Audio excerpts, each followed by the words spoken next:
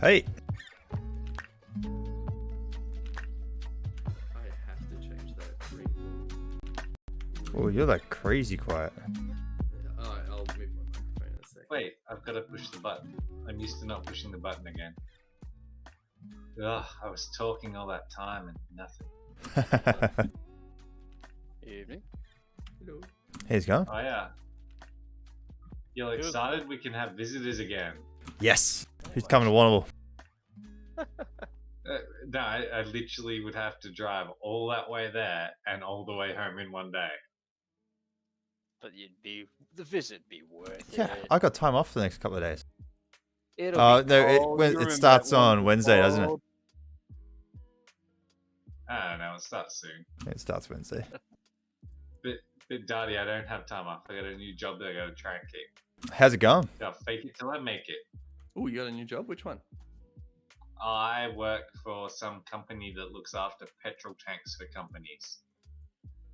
They detect leaks in the massive tanks on the petrol stations. That's all I can figure out so far. I'm not actually sure what I do yet. So it's not the company that hired you before Corona? Oh no, I'm not sure they exist anymore. It was a lucky one. They didn't survive. They were the non-survivors. I haven't heard of Pete, which is surprising because the guy I was talking to, like, I'd known him from when he worked at Kmart. He got hired as a contractor temporarily. And yeah, he was emailing me a bit and then it just stopped. Oh no. But yeah, it's pretty fun. I'm building AWS stuff and I get to build lambdas and fucking NoSQL databases so far. So it's fun. Very It's nice. fun trying to get that shit to actually work. And I get to do it in Python. It's heaven. I love Python. It's my favorite. It is so far easy. I know. It's like, what do I want to do? I want to do this, and you just write that, and that's it. It's how you think you'd write it. It's written that way. It's beautiful. I made a program to make my life so much easier.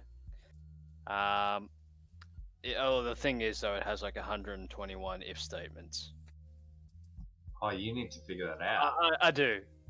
Very basic, but it was the easiest way to print multiple. Because all it does is basically it generates a config script that I can just go, yep, cool, that's what it is, run, instead of actually having to go, that's a variable, I need to change it to this 17 times through the one script, and then do it again for the next variable. Yeah, fair enough. That's how scripts usually end up written. 700 lines later. Yeah, you've written out like 30 versions of you actually writing that script anyway. Just much slower. So Next time, damn it. The girls have been running through our D&D game, and I get to quite possibly get to kill them very, very soon. Oh, nice. Wait, Oh, what's you that get other to game kill I them? saw in the channel? Hey, so that is so I've had Badger been asking me to run a game as well as a few others. So, and also to give James an avenue to play a game while he's running this one. Decided I'm going to run a game for a different group. So they're going to go through. Yeah, we'll run through with that. Nice. What is it? Oh, it's lost mine. It says it right there. Yeah, it's the one that Flappers had that awesome moment. Awesome moment. He fucking won the campaign. That's why it's stopped right there. Fucking don't undersell that shit.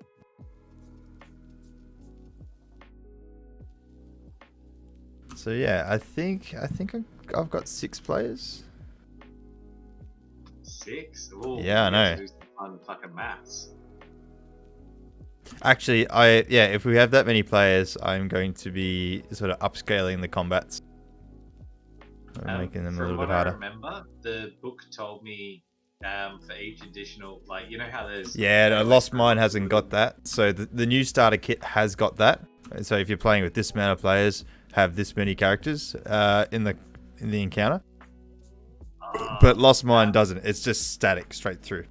At the start of the Horde of Dragon Queen or whatever it is, I think it's got a little explainer, but I think it's pretty much most of the encounters. You know how they throw lots of little minions, like the little guys? Yeah. Look, If kobolds. you add 1 to 2 of them per player, depending how good they are, it usually throws the encounter in the bad guy's favor, but it's trash, but they have to deal with it because of the sheer quantity of them.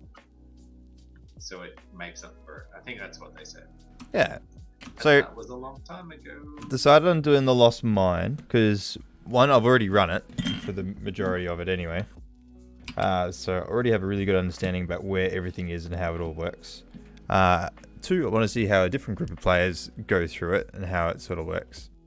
And 3, because I already sort of know everything, and from what everyone else has said, it's an incredible starting adventure. So we'll go through that. It is definitely, in comparison to what we have gone through, feels a lot slower.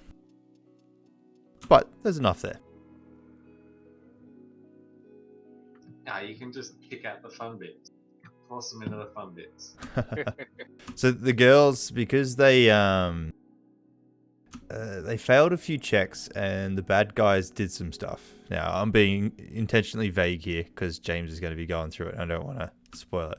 But it's led them down to a single path that's left, at least written in the book. I could come up with a new avenue, and if they really wanted to push against doing this and didn't want to do it, then I would present them with a new avenue. But they're now, at this large area, and they got to take on a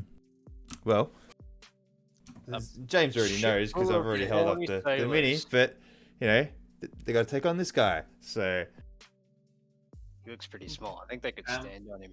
How do you find the difference in the book versus your own thing? it definitely, like, looking back and also playing through this campaign as well, feels a lot faster than my homebrew campaign. So when we were doing stuff, and mostly because I didn't have content prepared, I didn't intentionally make stuff long, but set days of travel and gave you things to do, but I didn't really fill in the gaps very well. And the adventure does this a lot better, and this adventure does that a lot. Like, for instance, when we came out of the bathhouse, friggin' General Zodge, or whatever his name is, standing right there. Like, things like that just make those characters feel a little bit more alive, rather than my NPCs always being in the one building. So that was a bit of a lesson that I took. So, take them out of that place, put them somewhere else, give them something to do during the day while you're out doing stuff. So that would be something that I would put a lot more attention into next time. Getting your quarantine beard going. Oh no, this is my once a year beard. It's not quarantine. Do not confuse this with quarantine. I know. It's my pre-bike trip beard, and the fact that I started a new job and haven't had to physically meet anyone, so they do not know it yet. Did you I not figure do a I'm gonna video have to call? do Was it just a phone call? No, I did a for the job interview for these guys. I think it was 2 video, 1 phone call with the head of the department I'm in, and I think a video call with 2 of the just normal the seniors. So that was the senior guys couldn't give a shit what you look like, and yeah, didn't wear pants for one of the interviews. So fucking, have you ever got a job without pants? I have. Just don't lift your leg above the desk like that reporter. Yeah, I saw that one. Yeah, I Do saw it like about a week after I like went for the job and did the interviews, and I hadn't heard anything back. I'm like, fuck, I fucked it, didn't I? Fuck. No, do it deliberately. You know, leg go up, leg go down, leg go up. No, leg go down. you're wearing boxer shorts Burn that it. are just a bit too loose and the plum falls off. And you're just like, yeah, I meant that. Yeah. Well, it's an interview. You got to show you got balls. But no, it's going well so far. It's quite fun. It's pretty much, hey, here's a problem. Fix it how you see fit. Move on. You see that picture I posted? Like that. Yeah. Dev life. I copied one of their repositories to start off a little project, and I'd never used the testing library that they were using, and I had no idea how to use it. And I just quickly Googled it, went on Stack Overflow. I'm like, oh, that's simple, easy. Spent myself digging into a hole for fucking like a day, and then I'm like, wait a sec, this can't be right. No, it turns out the Stack Overflow, had I read the comments, was all like, oh, don't follow this is dumb, follow this instead. Shit. Yeah, I'm like, it gets the job done, but surely no one's built a library that is this hard to use, right?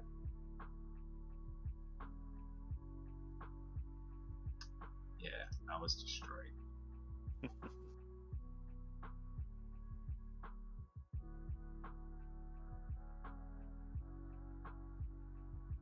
I take it you didn't hear back from Dave? No, didn't hear back from Aussie. Okay. I So heard back no- from some random one that I didn't even remember I'd applied for. Because we put on 4 more, and I know another 3 are coming. Oh, nice. 'Cause, So So guys what was this? upgrade. Oh, well, during Corona, I mean, we've been looking for devs for ages, and basically, there's a lot of people in your situation, Apple, that are out because of Corona were out of a job, so it basically allowed us access to a lot of talent in Melbourne that we wouldn't normally get.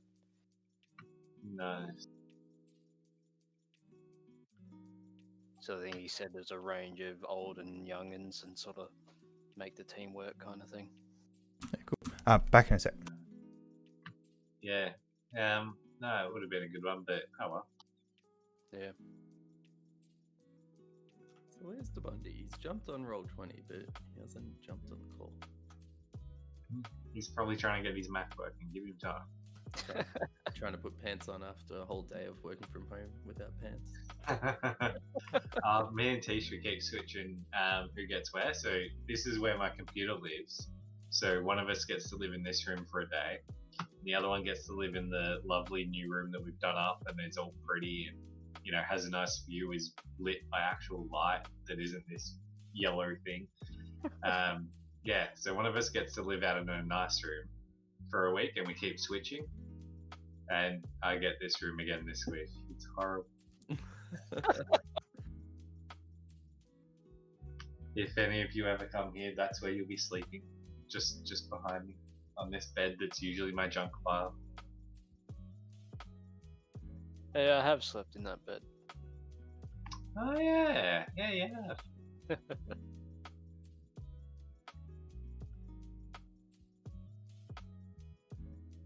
Unlike all these unprivileged bastards. Yeah. I'm back. I am Steven. Hi, Stephen. Oh, the Bondi's here. I'm back number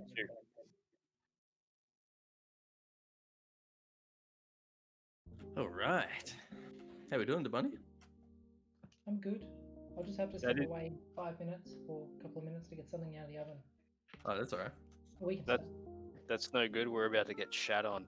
You, Yeah, you got a pretty sick Corona beard going on. yeah, I know. I'm genuinely just like trying to see how it goes. I've never grown my beard this long, so it's kind of fun. I was gonna say, yeah, I don't think I've ever seen you with it one that long. Yeah. How many fingers long is it? I usually measure mine by, you take a snip, and then you, with another finger, take a snip, and you see how many fingers long you can get.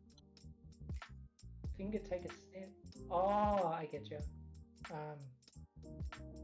Barely one at the moment. I'm at 3.5, I think. Yeah, yeah. All right. There's no need to boast, All right. Well, I'll do the last time. If we're all ready, we're all ready. Yeah, let's go. All right. So last time on Baldur's Gate Mall Shopping Adventures, you guys ventured out into the other less dangerous parts of Baldur's Gate to spend your hard-earned money. And after some splitting up and browsing shops at your own discretion, Hevel went in and queried a blacksmith about the possibility of repairing the plate armor that you guys had found. After some discussion, he'd left it there and said he would return with a deposit. Danesh went off and met a bookbinder by the name of Henk and tasked him with doing up his spell book into the design that he would like. And Izzy and Rock went off to find possibly someone to heal what was wrong with Rock. As you engaged a wizard and their gnome companion, and some investigation ensued, you found that Rock was ailed with a curse that made him unable to be healed by magical means. Also, while you were visiting and you regrouped visiting the wizard, Thanesh had his bag of beans identified, which turned out to be a bag of beans. But there was some magical properties that were random to the eye. Following on, you explored into the upper city in hopes to try and claim some information about one of the patriarchs you found in the bathhouse. And as you went on in and spoke to the family, hang on a sec, I'm trying to remember. If you remember, remind me. They laughed at us the whole way. I did. Sorry, the family of Klim Jasso. That's it. As you approach the house, 3 of his siblings came out to greet you. And on the news of his death, they did burst out in laughter, seemingly with glee that their brother is now dead. However, the news was not all that bad, as they obviously were happy at the death and decided to pay you for the welcoming news to their ears. As you walked out with a little purse full of 150 gold pieces, you went back to the bazaar to check on the status of the plate.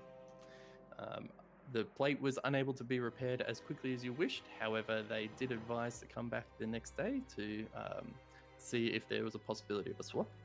And as you returned back into your own quarters, Thanesh had a rumbly stomach based off eating one of the beans earlier that actually it was the day before he ate it. Whoops. And decided to pass his stool in your house. A minute later, you hear the deep rumbles and the shakes as if an earthquake is happening, and then outburst from the chamber pot under the ground a vicious animal on 4 legs with sharp claws and what looked like a steel-plated head, large snapping jaws, coming out angry and ferocious to greet you. And that's where we are. We are about to start initiation, but before we do... Does he have a turd on his head? Does not, because he's come from the underground. I've just moved you guys, hopefully on Roll20, to a random, very crudely drawn map that I've put together. Yeah, paint, yeah. This is actually all done in the Roll20 tool. That's really good. So you should each see your characters. There's 4 bedrooms to the northern side of the house, as was described. There's the white boxes are doorways / entryways. The opaque, sorry, not the opaque, the see-through white boxes on the outer edges are windows.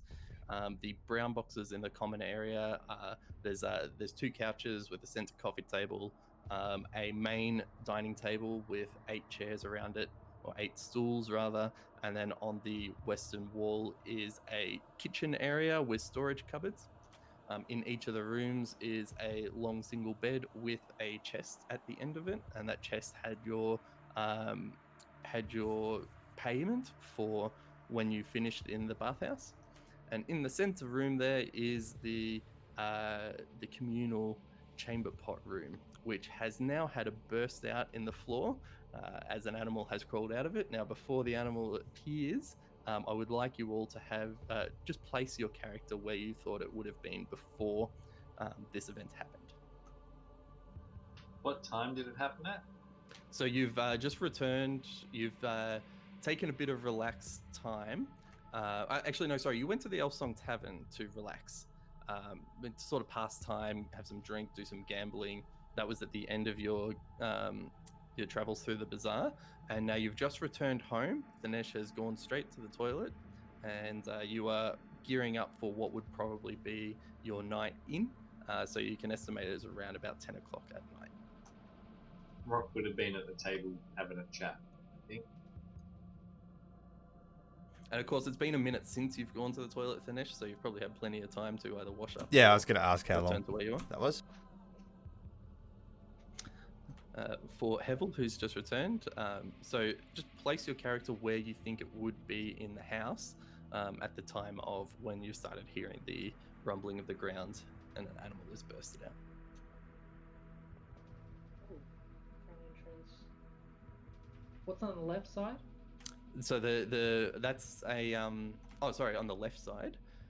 So where your character is now is a couch. There's a coffee table and another couch on the other side. On the right hand side of the western wall, that's the sort of the kitchen. There's cupboards and stuff there. And then where the guys are, they're at that like a long table. Where you'd a dining table. Yeah, it'd probably be like that. Okay.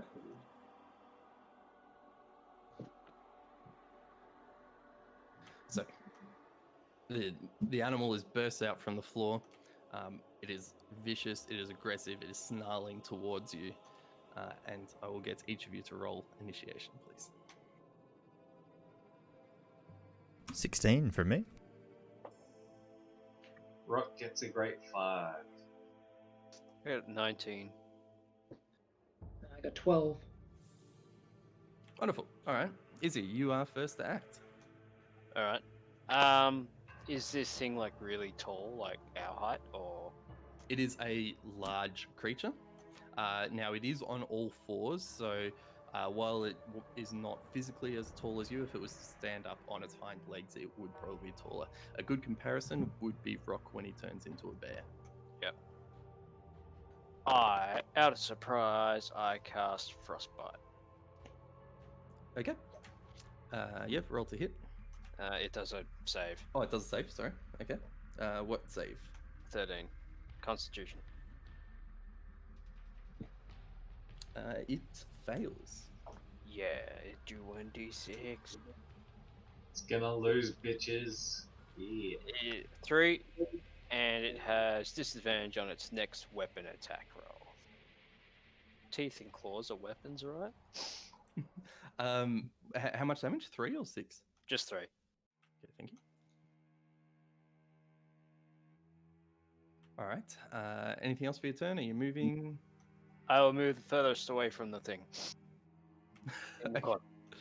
Okay. Thanesh, it is your turn. Okay.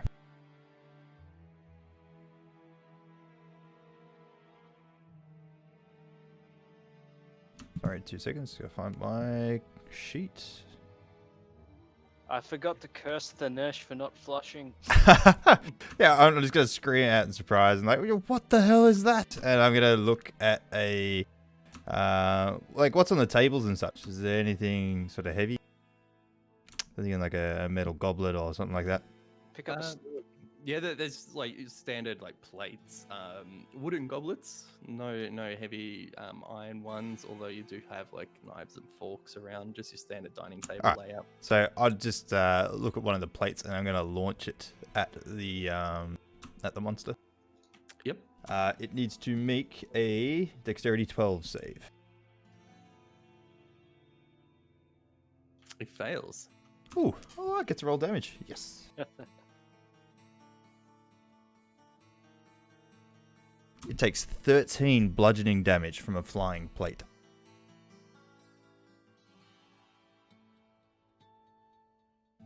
All right. As it's rearing up, whoosh! This big plate with sun force hits it right in the jaws.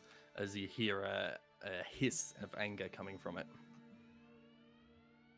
What else are you doing for your turn? Me, I will just stand up off my seat and just sort of watch what's going on. Okay. Hevel, it's your turn. I will, freak out and run up to it. And I will try and shove it prone with a strength check. Ooh. Okay. Now that's a contest, isn't it? Yeah. Athletics or acrobatics? Well, you're saying the strength check, so that'll be an acrobatics. Sorry, that'll be a athletics that So you're the- doing that with. Yeah, the target chooses the ability to use for themselves. You make a strength check, me, against the target who chooses dexterity for athletics or strength for acrobatic. Other way around, but it will do a strength check. Cool. So it'll do acrobatics, athletics. Fucking hell. It'll do the thing where it's really strong. Well, I got 14. It got a 19. No good.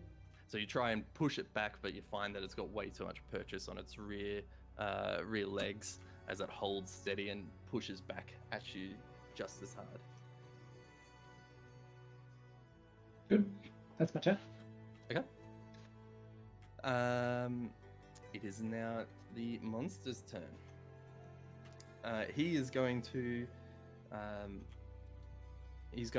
attempt to take a bite at you.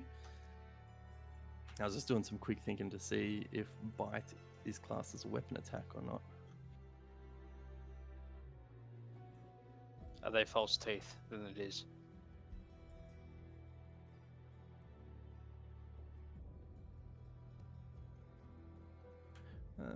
They are natural weapons.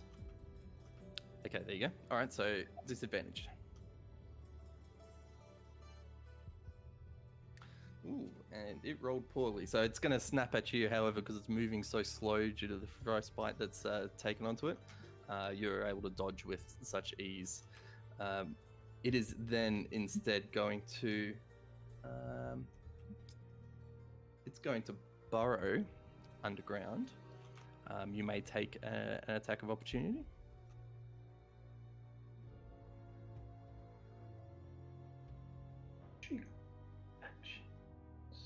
That is 17. That hits. Roll damage. 5. As it goes to burrow underground, it's digging away from you. You take a whack at it and hit it in its hindquarters, but it still gets away from under you, and it's going to then burst up over by the dining area. By the kitchenette area. Rock, you'll go.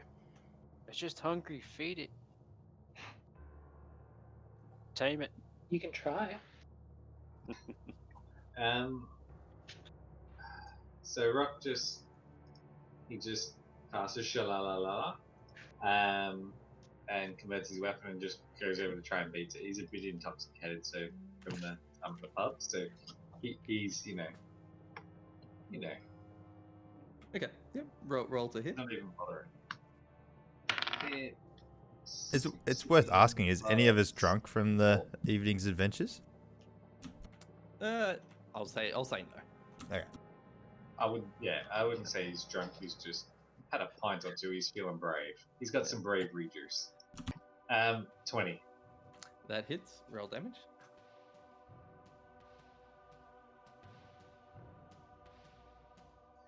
Seven. As you see him climb up out of the ground, you run up straight to him with your glowing mace. Or it's a stick, isn't it? Your glowing stick as you just come in and thump him crack straight across the lower jaw, the unarmored portion of the jaw. You see him reel to the side, but no real difference in the character of the monster. It is now Izzy's turn. I will have a shot at him with my crossbow. Okay. Roll to hit.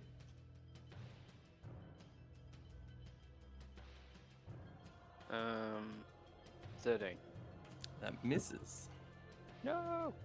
You fire off, but you manage to hit a plate standing on the sink behind it. Anything else for your turn? No, that's it. Okay. It is now the finisher's turn. Okay. I will again launch a second dinner plate. I'm just gonna throw the entire kitchen at it. It hits. Oh, failed again. Oh, more damage. Yep. Oh, that was a good one. Oh, 2 7s and a 5. 19 bludgeoning damage.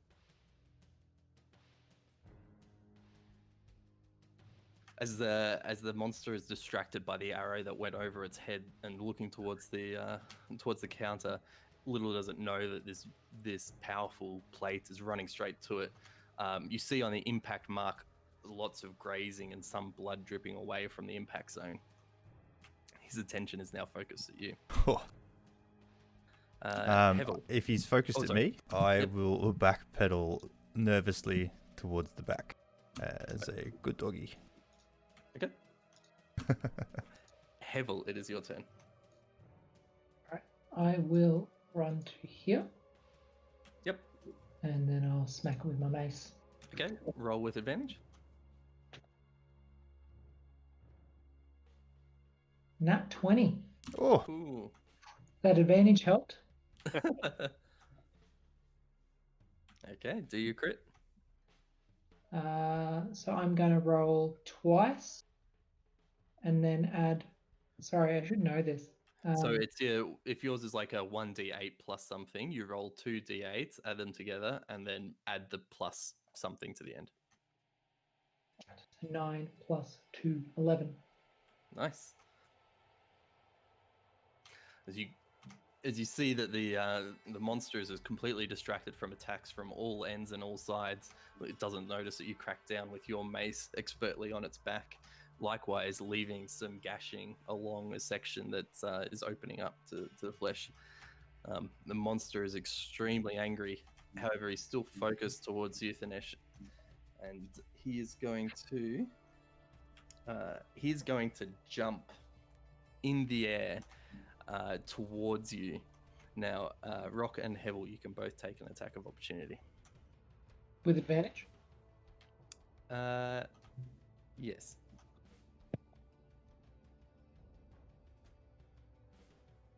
$24. I think Rock's asleep. 23. Okay. So you hit Hevel, Rock. You can take an attack of opportunity here if you like. Yes. Nah. I take it back. It was a four. You have advantage. Oh, yeah. No, it didn't help.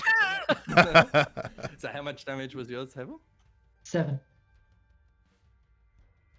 You guys are beating the shit out of this thing. So as he makes a leap, you manage to clack him on the underside with your mace. However, it doesn't knock his leap offside. And as he bounces towards you, Thanesh, you have your choice of making either a strength or dex saving throw. I will make a strength saving throw. Okay. That is a 15.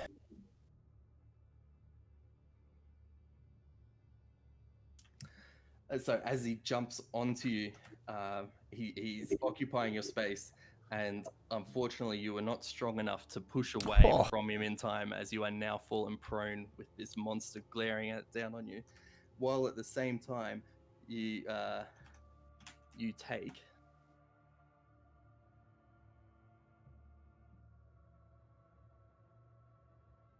You're dead. Yeah.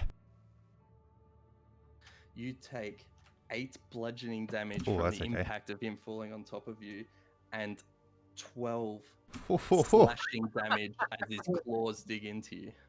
Holy shit. He is menacingly standing on top of you, growling very angrily. Rock, it is now your turn. 20. Scream out, get him off me! How far away is it now? 30. Fucking hell, it can make a good effort. Rock turns into... Shit. What hits like a truck? I think it's the bear. Yeah, Rock starts running at this thing and turns into a bear and just starts pummeling at it. Yeah, I'll go the bear. Okay. Is it just a brown bear you're going, yeah? Yep. Okay. Are you doing a multi-attack? Yes. Okay. All right. Roll to hit on your bite. Oh, for fuck me. Plus 4. 8. And that misses spectacularly as you mistime the judge of jumping onto it. Roll for your swipe or your claw. 25. And that one you managed to catch cleanly, this time with no concern for Thanesh, as you know that you're going to miss Thanesh. Yeah, do damage for your claw. Don't hit me! If you kill it, 10. it still lands on him. 10? And so as you catch him on the underside without managing to touch Thanesh, your claws rip in, this time pulling a chunk away from the monster. There's blood starting to pour down on top of Thanesh. The monster's screaming in agony, but is still aggressive. Back around to Izzy. It's your turn. Does he look sore? 6 slices of pizza. But I unfortunately, it's a garlic pizza, so there's 30 slices. And nobody I'll wants any. I'll ice knife and kill us all. No. I will do another frostbite. Okay. What's the DC? 13 constitutional save thingy. It passes. No. And I can't do anything otherwise. It will attack me. Okay. Thanesh, you Question. are currently prone with a large monster on top of you. So, Question. How yes. high is the roof? the roof is around about 10 feet high. Oh. Is it flammable? Your building is wooden, yes. I'm going to try and grab hold of this dragon, and then I'm going to unleash my breath weapon right into its face. Okay. Saw this in Godzilla too. So you're on your back and you're shooting an upwards cone into it. Yeah, Is that we'll correct? go on a slight angle because it wouldn't be directly above me. It would be probably more towards my sort of chest area. So let's say a 45-degree angle, shooting this breath weapon at it. And he does a save? for that? Yes, he does. A dexterity 12. He fails Oh. spectacularly.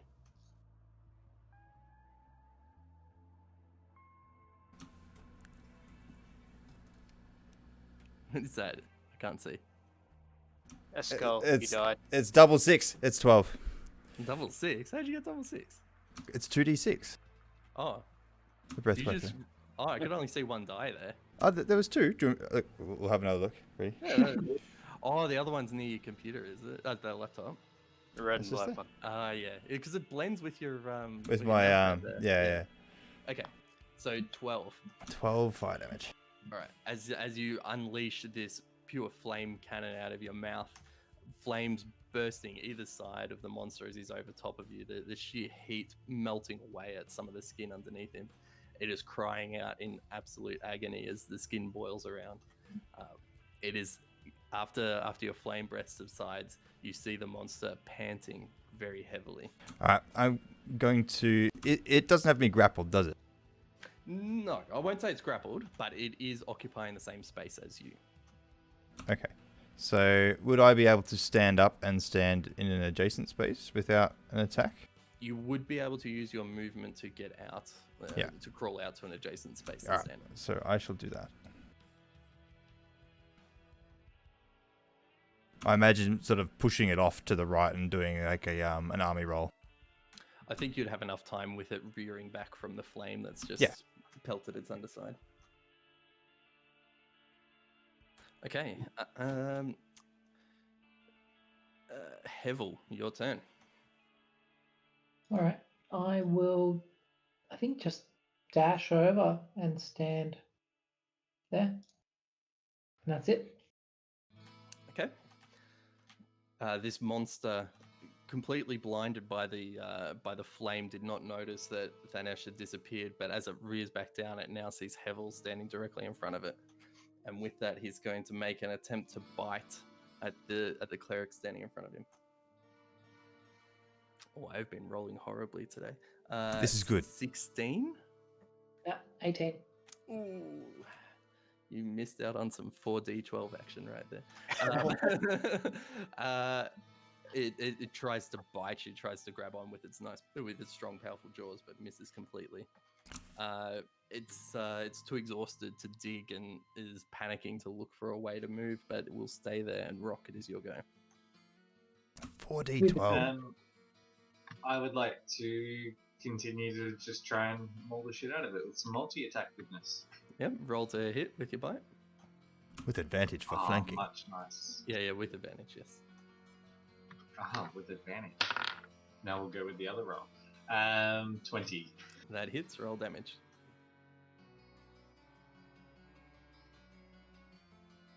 Uh, 11. So as you clamp down on its back hind legs, you find that you're able to give enough strength into your bite that the monster is standing there kicking away, but as it collapses under its own exhaustion and the blood dripping from underside, it falls and does not wake up. I would like to then slash it with my claws. It is very much dead already, but yes, you can hoe into it with your claws all you want. 17 plus 6, 23. It's very dead now. Jeez, we got some big hits on it. You did. Well, good job. You look around. Oh, sorry, go ahead. What type is it? Is it a beast? Hang on a sec. Because if it is, I can be it. Make him roll for it. He hasn't Okay, seen one before. Roll a. I would like Animal to just handling blindly check. attempt to turn into this dead thing. I want to blindly turn into it. See if I can. Can you please roll an animal handling check? I've got +4 to that. What the fuck if I give myself that many points in it? 16 and a +4 is 20. You look over this beast, and while it has some features that are representative of animals that you've heard of, such as snapping turtles, or looks very much like a land shark, it is not a beast that you're familiar with that you could be able to transform into. Instead, it looks very monstrous, like a monstrosity. Oh shit. Imagine how much damage I could do if I could be that thing.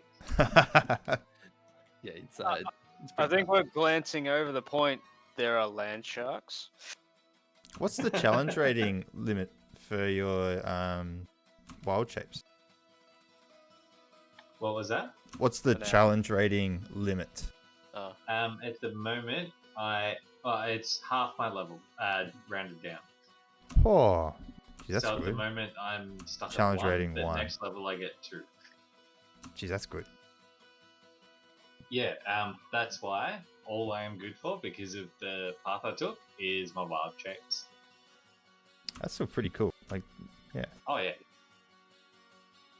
I get a spell in a couple of levels that I am really excited to just burn into while wild shaping, and holy fuck, it's gonna be nasty. Nice. Yep. So the monster's name does not appear on that wild shape web page that you sent me. So Oh no, I get to go anything of type beast. yep. So it is not type beast. It is type monstrosity. Yeah, the specifics of it says anything I've seen of type beast, so I was hoping. All right. So I'm going to go and have a quick look into the outhouse, in-house, Because you didn't flush. and just assess the damage. Because you didn't flush. Yeah, of course. All right. Roll a perception check for me. Okay. please. Ooh. Ooh. Sid. Hey. I got 17. Yep. So there's now a big gaping jagged hole in the ground in the center that the monster had dug its way out of to get to you. It had been attracted by the beam that would have passed through your body and into the toilet. So and it's the damage is that the floorboards have been cracked and splintered in random points around the center of where it's dug out of. There's dirt, fresh, strong smelling dirt has now been poured out into the room as it's dug very quickly through the ground. Okay. There's also a similar smaller hole in the entranceway of that room and one over by the kitchenette area. All right. I'll turn back to the group and say, hey, look, if you need to do your business, you're gonna have to go elsewhere. We need to get a maintenance crew in here. It's pretty awful. I retrieve my arrow from the sink. Okay, you get one arrow. Cool. With that, I'm pretty tired, and so I will, clean my room and go and lay down. Do we not want to investigate the hole? Oh, you Like- can if you want. I've sort of had a quick peruse over, and Thanesh is sort of satisfied with everything that's going on. I toss the body of the beast, well, the not beast, into the hole and head to bed. All right, you try to give the beast a pragmatic burial back in the in-house. He's now back in the hole. Boys. All right. So sounds like you guys are going to turn in for the night. Are you choosing to do a watch, or are you going to do similar to last time where you all just have a full sleep and I see was what just going to have a happens? full sleep, but I think Izzy last time was wanting to sort of keep watch. Yeah, I'm uneasy about the fact there's a hole in our floor now. We have another way in. There could be more of them, so I will take first watch if you like. Alright. You can stay up all night. Yeah, You can go to Rock sleep. agrees that he's sleeping, and he casts Snare on the door and goes to sleep. Dude. All right. Izzy, I'll get you to roll a perception check for me, please. 19. Okay. 1 hour passes, and nothing has happened. And then towards the tail end of your watch, you hear a knock on the door. It's around about midnight at this time, and you hear a knock on the front door. I shall get up and peek out the window. Okay. As you peek out the window, you see 4 men, each holding a torch as a light source. 3 of them handing to the back, and 1 of them knocking on the front door. They seem to be wearing very similar clothes. Would they be familiar clothes? Are they from the Flaming Fist or from the Upper City Rip You Off guards? Yeah. I'll get you to roll another perception check for me, please. 1. You can't tell, even though there's a light source from them holding the torches. Just looking through sort of the dusty window, as there was a fight right next to it, things are still very blurry for you to tell. Alright, I will go to the door and I'll yell, "Who is it?" Oh, it's us. We're from the Flaming Fist. We're just night patrol. We heard of a disturbance in the area. Apparently there was an earthquake. Can you please open up? There was no earthquake. There was just Thanesh had a bad bean. A bad what? A bad bean. Open the door. Yeah, so as you open the door, you see 4 men, all wearing a similar uniform, and they have the Flaming Fist badge that you carry around attached to each of their lapels. What do you mean by a bad bean? We heard that there was a massive earthquake around here, some splintering of wood, and as well as some fights, odd sounds that shouldn't be happening in this area. What's going on? A monstrosity came through the toilet, and we dealt with it. Through the toilet. Johnson, are you making notes of this? Can we come in and investigate? Certainly. Oh, thank you. So the four men enter. One at the back is got a pad with a quill that he's just scratching away on, and the main guy walks in and says, "Oh, this place is certainly a lot dirtier than last time we were here. And what the hell is that hole over there?" Pointing towards the one over on the right hand side.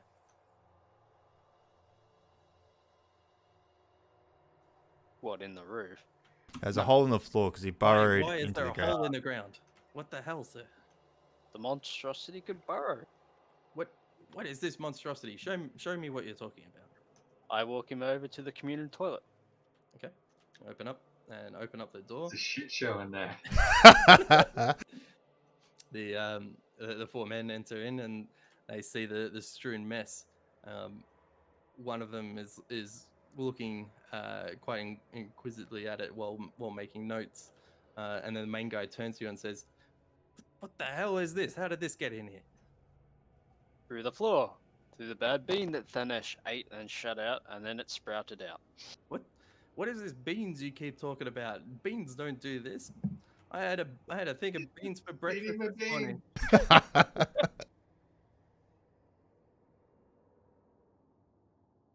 Answer me. You're not answering me. How could a bean do this? I don't know. I didn't make the bean. Okay, well, this is not good. You know this is a communal house for the Flaming Fist, right? Why are you even here in the first place? We were not alerted of anyone staying here. We are also mercenaries of the Flaming Fist, and I show him my badge. He takes the badge from you and looks over it. It's like, oh. Why are the Flaming Fist eating beans and fighting monsters? I don't get it.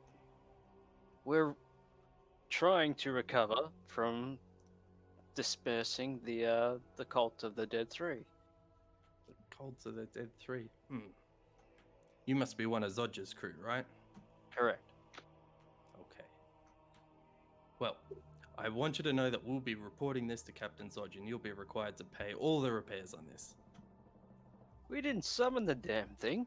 Well, you're telling me about this bean, otherwise it sounds like you goddamn summoned him. Damn it, what do I say? I know, you're awake. It's all you. Yep, we're sleepy. Right, that's it. Johnson, record that one down. We are going to report this one off and make sure they repair. We've got one massive hole here and 2 little ones here and here. And the guy scratching at the back says, 2 little ones here and here. Unlucky men pay for things. Beforehand. Well, while you're at it, do you want to jump down there and see if there's any more monstrosities? We only thought the one, but... Are you kidding me? Look at the claws on that thing. That looks like a gigantic bullet. I'm not taking anything from that. Oh, so now that we dealt with it, you're scared, are you? You're scared there might be more, and you might need some brave adventurers like ourselves to deal with it. What are you talking about? All we need is some idiot adventurers to get out of here and not summoning these stupid things in our communal buildings. We don't have these buildings growing on trees, you realize? It's talking pretty loud. Would somebody else wake up as well? You certainly can if you want. I'm not going to rule that you wake up. It's entirely up to your characters. But yes, he is getting quite loud. Rock tries to semi-transform his ears to just, cover over. I'll direct the guard to Rock's room. There's more evidence in there. More evidence in here, you say? Why? What more evidence? How many of these things did you fight? Just the one so far. Hmm. I just want him to trip Rocksnare. I know. Well, we can we can see what's going on in here. We need to report if there's any other more damage that's going on in this building, because by end you will be paying for all of this. And so he knocks on the door just to the left of it. Here's no answer. He pushes open the door and sees an empty bedroom. Okay. All right. What's going on in this one? You go check out this room. And so he points to one of the other guards that have just been observing at this point, and he goes to knock on the door. It's a Dex 12, in case you're wondering. Give me a second. I'm just trying to see what. And he'll be hanging from the roof, is the answer. So on the floor, when you finish casting, the rope disappears and rope circle becomes a trap. Okay. So which side did you put it on? You put it on the outside? No, I put it pretty much in the door, like pretty much if someone knocked like around the door. That makes sense. Like door. Move onto the ground or the floor spell radius. So it's a 5. Yeah. So essentially, on the circle of if you had the door, I put that circle around the frame of the door, and I can't make the circle small enough. You said Dex 12? Yes. He passes. Oh, God damn it. Useless spell. You got a 15. So he knocks on the door. Hello, is there anyone in there? He Rock opens grunts. the door. Rock runs. No, grunts. Grunts. Oh. Hey sir, there's something in here. It's grunting. I'm not sure if it's animal or human. What do I do? Well, how about you just go on in there and see what's going on? Come on, don't be such a pansy. So he pushes open the door and sees a small figure on the bed. Can't quite make it out. Yeah. He's starting to approach you closer. No, he's assuming fast asleep, trying to sleep. Okay. As he gets closer and puts the light over the bed to see completely what's going on, he sees a small dwarf trying to fake snore away under the covers. Oh, it's just another person. They're probably part of the crew here together. Is there any other people in this building? There are 2 others. I walk out of my room and I'm just like, what is going on out here? What's all the yelling going on about? I'm trying to sleep. What is going on out here? What is going on in here? First I hear of earthquakes, then I see a dead animal in the middle of the shitter and big holes you have to repair. What are you doing here? I message Hevel. You're not Remember wearing any saying pants. a giant grotesque animal crawled its way out of this dunny over here. What the heck? What kind of show are you running? I mean, the sewers, what are you connected to? I've been in the sewers fighting cultists for you guys, and I didn't see anything like this. Now I come to this place, and I see a giant mole rat thing crawl out of the dunny and attack us, in particular the mage, sorcerer, I don't know, dragonborn. What has it got against people? What's going on? Who's in charge of this place, really?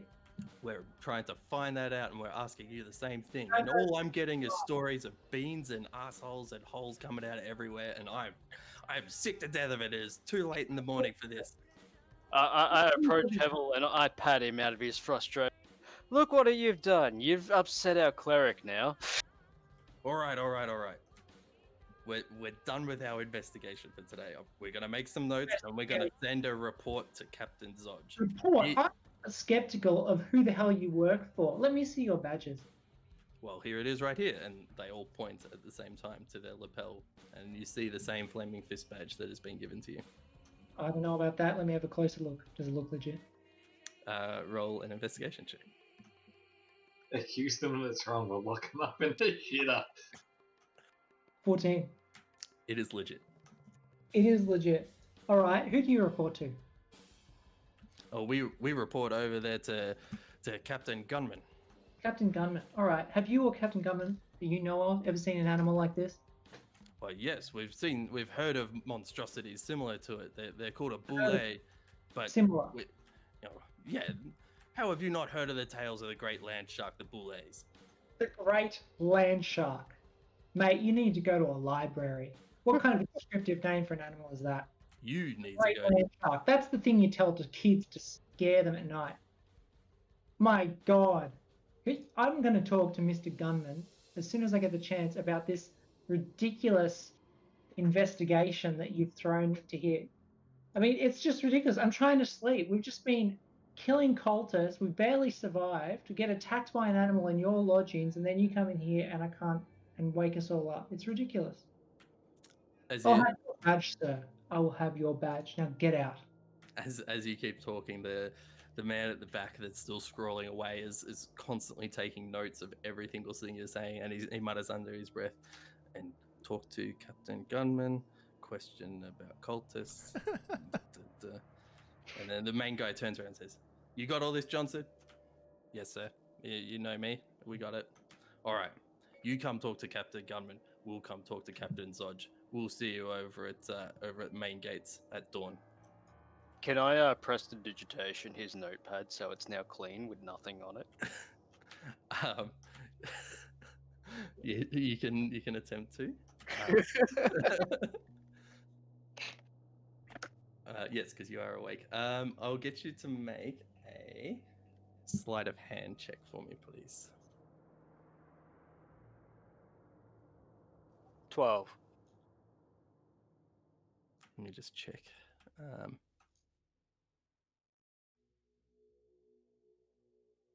Okay.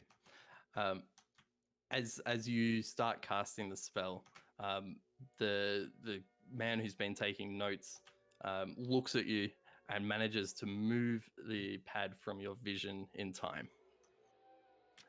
He's got an understanding of that spell, and he says, "Hey, boss, these guys are shifty. I think we need to get out of here." All right. Well, we'll be seeing you guys later, and we'll be making sure you do the repairs. Not just anyone can use this, but it's needed for the guard, for the fist. So it needs to be in a good shape. And they turn to exit.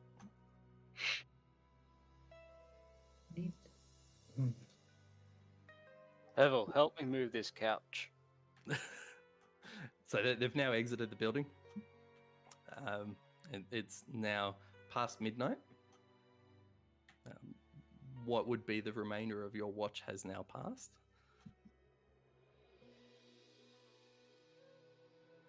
All right. I go to bed then. Okay.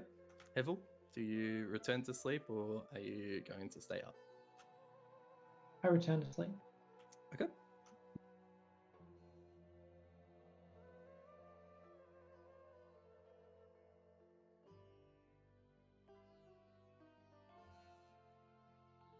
As the night passes on, nothing more of event happens.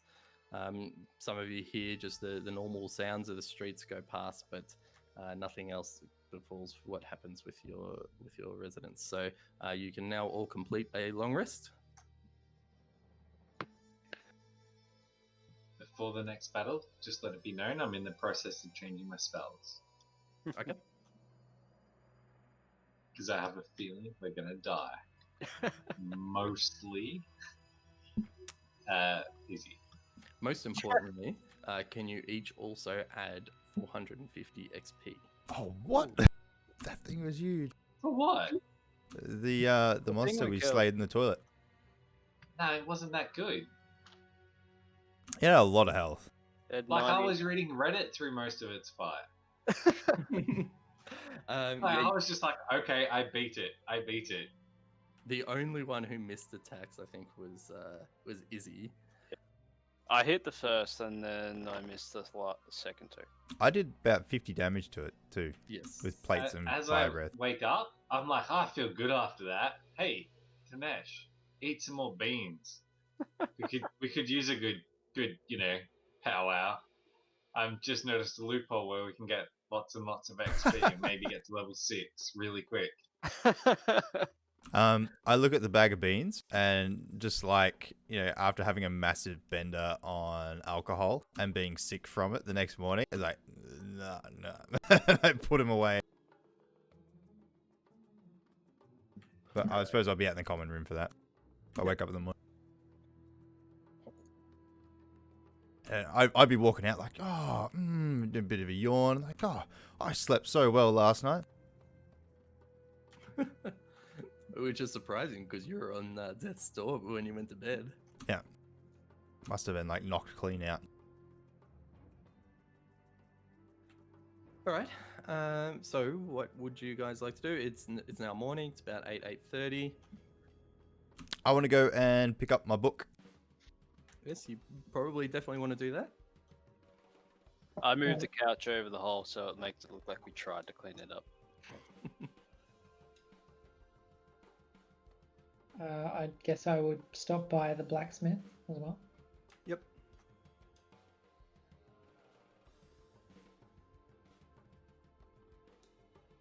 I will follow Thanesh to get his book.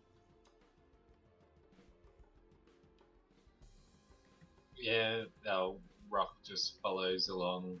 I don't know anyone. Hevel, I guess. Now, remind me, Hevel, did you leave any gold as a deposit with the blacksmith? No. No. It's just the stuff that's there. Okay. Yep. I thought we went back. You went back, and then there was a discussion about possibly doing a trade while paying for some to try and get a plate set. Okay. All right. Well, you'll sit down, have a bite to breakfast, ease the grumbling stomachs, and the slight grogginess of the heads of just waking up.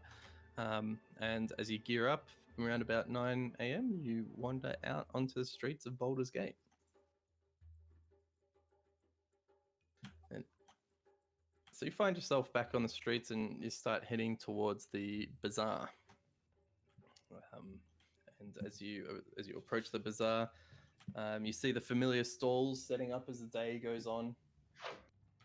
And the first one that comes to you is Hank and his bookbinder stall. Hank?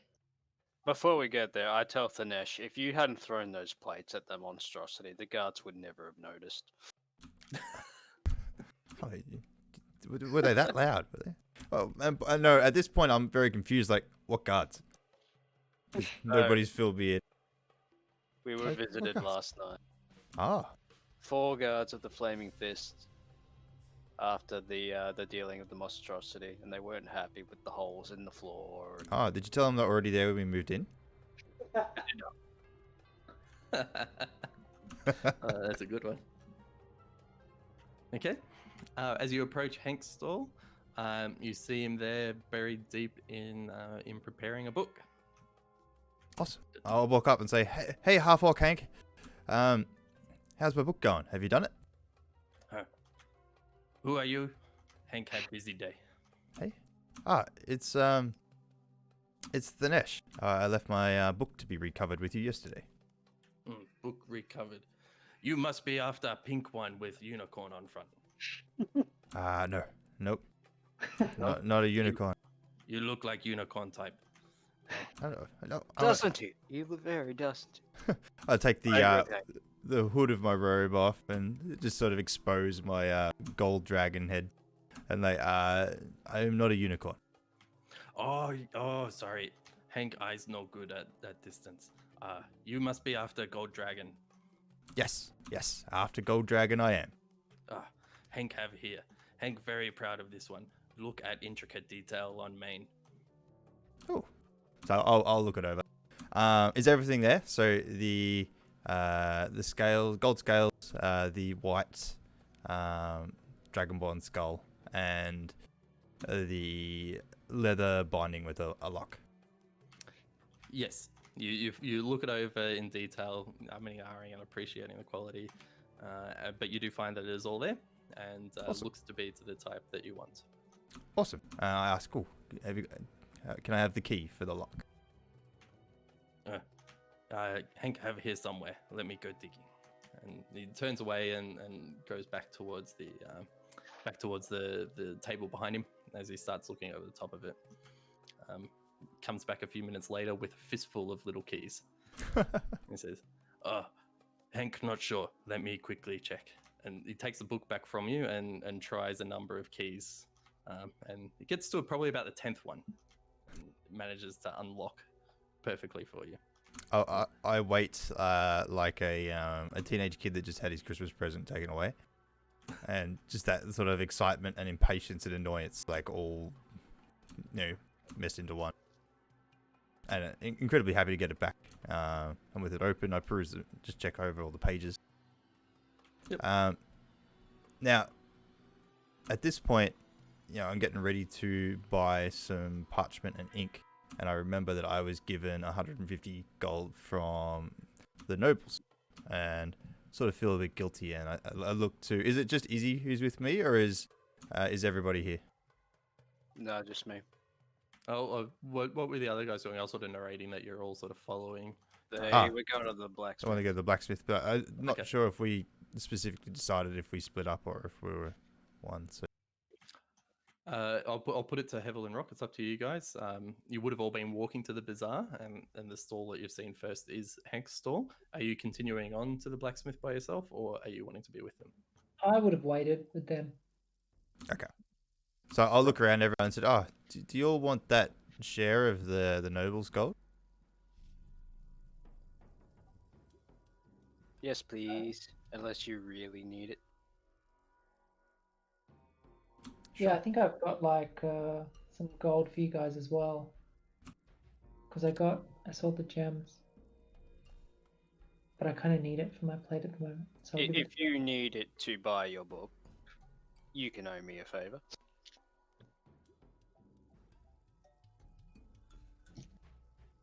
All right, so I will pass 37 gold to Izzy, Rock, and Hevel. Okay. And then I'll tip Hank. I say, "Great work, Hank," and I'll tip a gold coin his way.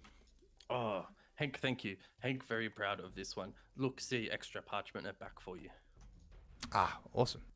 Now, Hank, I would also like to purchase 200 gold's worth of parchment and quality inks. Specifically those required for scribing of spells. Do you have that? Hank should have back in trunk. Let me go look. As he disappears around into another section of his cloth tavern, just digging around in a chest out back. But after some time, he emerges with some inks and some parchment, and he says, "Here, Hank, have these ones. Hopefully, do for you." Awesome. That looks like it'll do nicely. So I'll trade that as well. So 200 gold's worth. Oh, Hank, very grateful. You come visit again. Hank, make book anytime for you. Awesome. Yep. So add your inks and parchment and remove 200 plus your tip that you wanted to give him. Yes. Yeah, I've already removed the tip. Hank gives you a quick bow and immediately starts returning to his work on building the back and spine of the book that he was working on.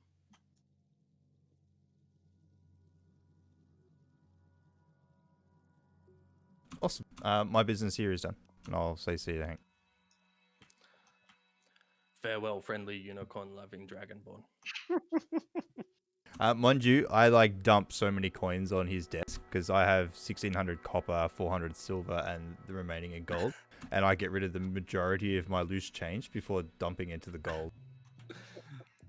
Darling, that's literally something I think I've seen you do in real life. Paid that parking fine in 5-cent coin. We'll skip over that because we're already at the goodbyes. But you have done that. Might do that a bit different next time when you say all you have is copper coins. Yeah, sure. All right. So I imagine the group of you are now moving on towards where the blacksmith is. Yep. Oops, I went too far. Okay. As you approach, you hear the familiar clang of blacksmith working inside. as you push open the door, and you see Jorana there working away on the same sword that she was banging away on yesterday. Same one. Very good. I get up close to her and I kind of poke my head in. I'm like, "Hi, Joanna." She doesn't notice you or hear you. I message her. Use thermatology. Make your voice louder. I get in a bit closer and I'm just like, "Joanna." She does one final bang and then looks up and turns to you and says, "Oh, hello, my cleric friend. What brings you back here?" I was just checking in to see if you're able to find out from your suppliers or colleagues if you could get in a plate mail set. Oh, yes. You're the one from yesterday. You brought the welded man into me. Yeah, that's the one. Okay. Give me one moment. I have something for you. Thank you. And she wanders out, drops the hammer down, and wanders out into the back room. And as she comes around the corner, she emerges with a cloth draped over a like a square object in front of her. And as she approaches you and beckons you over towards the counter that she's got on the opposite side of the room and says, come here, I'll show you what we can do. Now, as you might know, plate is a bit hard to source at this sort of, like this type and this quick, and it would take some time to repair that one, but I'm happy to do a trade with you if you like. That sounds great. Yeah, if it's suitable. So she removes the cloth and you see a stunning, shining tower shield. It's not so much a tower shield, it's like a half tower shield with a curved, pointed bottom that's curved on each side, and it's flat on top with a couple of slots riveted into it, kind of like a wall, a castle wall. It looks like, but it's made out of metal and is extremely shiny. And as she's presenting it to you, she says, "Oh, just if you look at the detail on this shield, you find that the delicate work on it makes it extra strong against the attacks of your opponents. I'd be happy to trade the shield with you if you want to let me keep the plate mail that you left here." Right. Well, that sounds really good. That you're able to source something in such a short time. What kind of like? Can I have a closer look at the shield? Yeah. So, if I'm looking at the shield, like, what do I perceive it to be? Okay. Well, roll a perception check for me, please. 14. So as you look into it, you can see your reflection clearly in the shield. It's been polished to the point that you can see yourself in quite detail. As you look around the edges, you see extreme fine work that has been chiseled in to show delicate little crests and flowers as it's sort of been dug in. And you look at the work on top that makes it look like a castle battlement. You see that they've not been randomly attached. In fact, someone's actually dug and carved this into the metal with such precision that they are equal upon each mark. You can perceive this to be a very fine shield. Very fine shield. Okay. And then I suppose I would say, look, this looks like a beautiful shield. In terms of like how much defense it offers, like what do you like think it would be in terms of how much extra defense do you think it would add to me over Metagame wise. standard shield? Well, I know the man who makes this tests them thoroughly, and he said where normal wooden shields would buckle and explode, this one bounced off nicely. Okay. And in terms of like the value of the metal man, do you feel it's a fair trade? Speaking like honestly. I will be honest, because you are being such a kind customer. The metal man and the plate that you left for me is worth more, but it requires time and refinement to fix. You know, it would take upwards of 150 to 200 days work just to fix it into a repairable situation. See. Okay. So you must have had a closer look at it and come to that.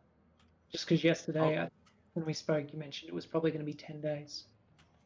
Yeah, 10 days for a crude effort, but no, to get this to a proper effort, it would take quite a substantial time. And that's with me doing other projects in between as well. You know, I have to run this blacksmith. I can't just be focusing my whole time on fixing that up unless the money was there for me. Okay, well, look, I think what you're offering sounds really good, especially as something that I can use straight away. So I think I'm happy to make that trade with you. And maybe in the future, I could come back and purchase a full set of plate mail from you. So I suppose what I'm saying is I'll take the shield now as a trade. And then maybe if you ever hear or you get time to make a set of plate mail, I'll be sure to come back and get one from you in the future. Oh, please think of Joanna next time. And yes, if you're here in 200 days, maybe I will have this plate mail completed for you. But normally I try and keep at least one set with me, so you might be more lucky in the future. Okay, great. Yeah, I think it would be good if you could keep a set around, or maybe even just find out maybe a contact of yours nearby might hold stock for them, or just something like that. That would be good. Yeah, will do. All right. Great. All right. So remove. Well, I think you've already removed the plate mail set from your inventory, and add a +1 shield. Excellent. Nice. Does that include the 2 damaged plate gauntlets? I would have given that to her. Yes. Yep. Yeah, you gave all that to her. Yep. You're in credit.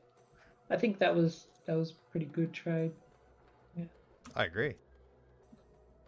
You're gonna be at like 19 AC now, yeah? Yeah, 19. And then if I do get plate mail later, I'll come up to 21. That's OP. You can do all the tanking from now. All the tanking I've been doing, you can do it. I'm gonna go damage. But we can never ever sneak again. That's the thing. You just give away our position anywhere he goes. Clank, clank, clank, clank. There's gotta be something I can become that will counter that, right? Some beast or some shit. There'll be a spell somewhere. Before I leave, I suppose I'll put my old shield on the counter and be like, now that I don't need this shield, would you like to purchase it from me? She looks it over. I have to look it up. Yeah, she looks it up and down and sees that there's been several claw marks and some bash marks. So it's had a bit of wear and tear from your adventure down in the bathhouse. And she looks over and says, "Oh, this one's a bit damaged, but with the right time and effort, it can be repaired. I'll offer you 5 gold pieces for it." Yeah. I jump in and I sort of point to the scars and I say, each scratch is a massive story. You wouldn't believe the monstrous beast that this shield has seen. The literal shit this thing is seeing. She turns here and says, "Oh, well, that's all well and good. Unfortunately, stories don't sell the gear here, only the quality." That's great. So I'll say that sounds good. Here, you can have that 5 gold. And I also happen to pick up this flail from a dungeon I was exploring recently, and I don't need it. You can have that and maybe smelt it into something else. No charge. She looks it over and she says, "Oh, yeah, there's nothing I can do here. Maybe turn the chains into key rings, but that skull's not going to be of any use." So you don't want it? Not particularly. No. Can you? No. Do you have a bin? I'm sure there'll be one in the bazaar on your way out. All right, fine. All right, thank you, and then I leave. Throw it in a smelting pot. You're always welcome. Come back to Joanna's anytime you need. And she returns back to the anvil, picks up her hammer, and starts clanging away back on the sword. As I leave, I'll give the other guys 20 gold each, which was, I think, the amount that I got for selling the gems. Yep. Nice. Well, thank you kindly. Rock looks at him and goes, "What am I going to do with all this? I've got too much gold already. It's starting to weigh me down." You can donate it to me for plate mail later. You know, it's coppers. Coppers for beers. That's all I need. It's 1,500 gold for plate mail. So again, you can donate it to me for later. I put the gold in my pockets and just hand him like 500 coppers. Just for Maddie. You now have 5 gold. You get 500 coppers. I don't want them. All right, I'll take them. Thank you. That's great. Keep them coming. I'll take all your copper. The copper's worth so little money. Yeah, I'll take them. All right, what next? Yep. Well, you tell me. What do you guys want to do now? You've walked out. You exited. You're on the streets of the bazaar. Well, we had that the tavern that we were going to investigate. No. Rock goes, look guys, it's food time. And he looks around for the, best looking Greek food he can find. He wants a kebab. All right. Okay. That or a pork roll, either way. He's had enough of the good berries after eating 6 of them yesterday. All right, so you're gonna wander the bazaar more? Is that what's happening? Yeah, Rock just wants food. Rock wants a good fucking feast. All right. And he is cashed up right now. Alright. I'm going to follow Rock, but I have zero intention of eating, and I just want to start scribing out as much time as I can one of my spells into my spellbook and sort of practicing it just in small amounts. Okay. Nothing dangerous. But... Now, remind me, I think each scribe takes about an hour. Oh, no, it's Two- an hour. It's depending 2 on level. hours per level. Yes. Okay. So a level 2 spell will take 4 hours. So Yep. I'm just going to start practicing disguise self. Yep. And yeah, I just want to get as much time as I can in while everybody sort of mucks around. When you get hungry and you might need a snack on some beans to keep you going. So as we walk in and say, Rock, you got any of those good berries? Any left? There you go. Yeah, we got a few old ones from yesterday left. Yeah. 3. I'll just Don't take they a good die berry after and eat it. 24 hours? Yeah, but I think I cast them like mid to late day. I don't know. It's up to Jonah whether or not these expired berries are gonna sustain him at all. I don't care because they're yesterday's berries, and I'm looking for a kebab. They will have expired because you cast them when you guys woke up. And so Alright, I'll just go hungry. Okay. You walk around and you come across just a general food stall. There's some smells wafting in, and you see Rock, what looks to be a little display section with large amounts of carved meat, and there seems to be some flatbread on a section next to it, and there is some sauces that is in a bowl next to that as well. Rock asks for the works, a couple of flatbread, and the garlic sauce if he's got it. And he looks around and asks the other guys if they want anything, and then just without waiting for answer, just makes it for himself. Right. So the man, the human man there behind there is just he's like, oh, okay, you want this meat or this meat? He points at 2 very indistinguishably different meats. You can't tell any difference between them. They all look to be the same meat to you. One of it, half each. Half each. Okay, we can do that. And so he gets a slice of the flatbread, piles up the meat on top, and then gets a creamy white sauce and just drizzles it over the top, folds it over like a taco, and says, "Here, sir. Here. For you, this will be 3 silver and 2 copper." Yeah, all good. Done. No. I'll also have food. You also have food? I'll have a foot-long pizza sub with a cookie. Pizza sub, we don't know what that is here. You want meat bread? We have meat bread. This is you got meat, we got bread. You can have some extra sauce. That's it. What about fruit? Oh, you want the fruit stall over there run by the fruits? You don't want? No, we don't sell any of that kind here. I'll have a meat sandwich and I'll get some fruit from the stall next door. Okay. All right. So that'd be three silver, 2 copper for you as well. So I tip him. Okay. An extra silver. oh, so generous. Thank you. All right. You head over towards the fruit stall.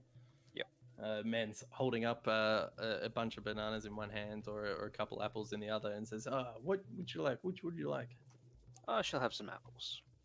All right. So you can get 2 apples for 2 silver. As everyone's sort of shopping around, if they're going to different places, I would have said, all right, go get what you want and then come back and fetch me when you're done. And I would have sat in one spot and writ. Okay. Yeah, I'll get 2 apples and I'll pocket 1. Perfect. All right. So you guys are munching away happily. Yep. All right. You return back to Finnesh. He's there drawing away in his book, scribbling in languages you don't comprehend. What do you do? Head to the tavern. What's it called? I The use low lantern. Right on. And so there's a low lantern. The other place that we wanted to go and check out was the Loan Shark's place. That is the low lantern. Is it? Okay. Yes.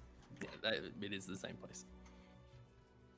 All right. So you guys get up, and as you're leaving, Finnesh, I'll get you to roll a perception check for me, please. 19. So as you're exiting away, you get a good angle look at the meat stall that the guys were eating from, and you see a row of rats that are on a spindle as it's spinning around over a coal fire. Ew. Why would you guys eat here? I go away for 2 minutes and you're eating at a rat place. Brokers, Not the street. these rats, they are fine. The sauce makes it perfect. You should try this. And he holds it up to Evel and just, eat some. I kind of look at You him. should see what me and, me and Dinesh were eating out in the forest. Rats, they make that look good. You saw what he shut out yesterday, right?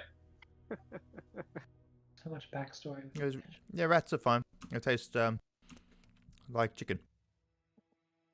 Oh, good.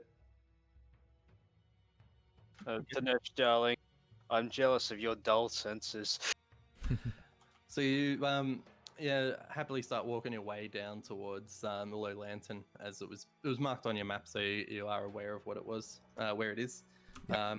You walk through the streets and you hear rabbles of commoners as they're around, and quite a large gathering of commoners down the end of a block, a couple about 100 feet away from you. You hear them chanting and protesting, but nothing of interest catches your ear as you're walking past. You see guards patrolling around flaming fists, people patrolling around, and random beggars constantly asking for money. But after about 2 hours of walking and exploring and going through about your day, you manage to come up across the directions that you were told and the location that you were told for the low lantern. And as you get closer, you see that there's a large amount of fog that's actually obscuring the low lantern until you get to about 100 feet of it. Whereupon the tall masts and creaking bulk come into view. The converted ship has rigging but no sails, and is anchored to the wharf by thick chains. A wooden staircase climbs from the wharf's edge to the main deck. A lantern at the bow casts an eerie green light to signify the tavern is open for business. Nice. So when we arrive, I'm just going to look around and is there any sort of shady folks here? Or, looking for shady people. Like, is this a typical area to visit? Roll a perception check for me, please, while I set this up. Izzy starts 6. whistling innocently.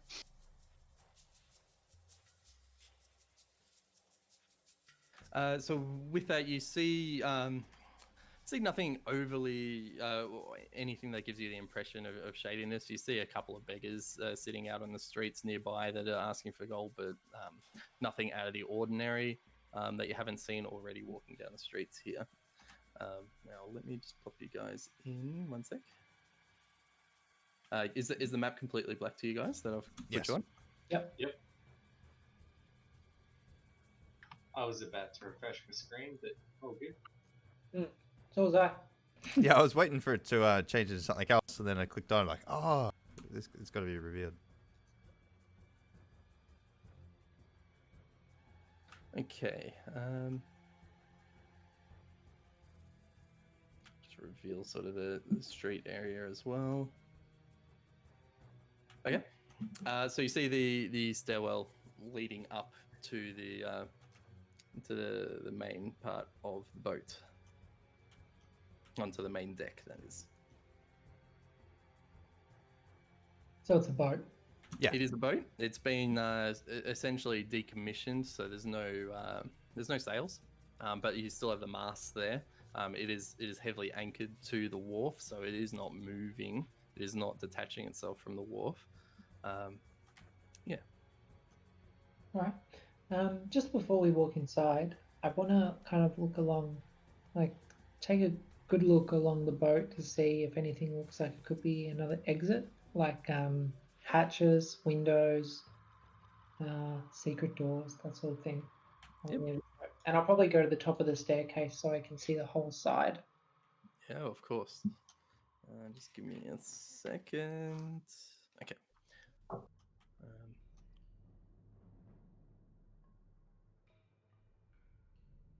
Okay, so there's as you've stepped up, you revealed the whole boat. I'll get you to make a perception check for me, please. Nat 20, so 25. Perfect. I All right. will follow Hevel up.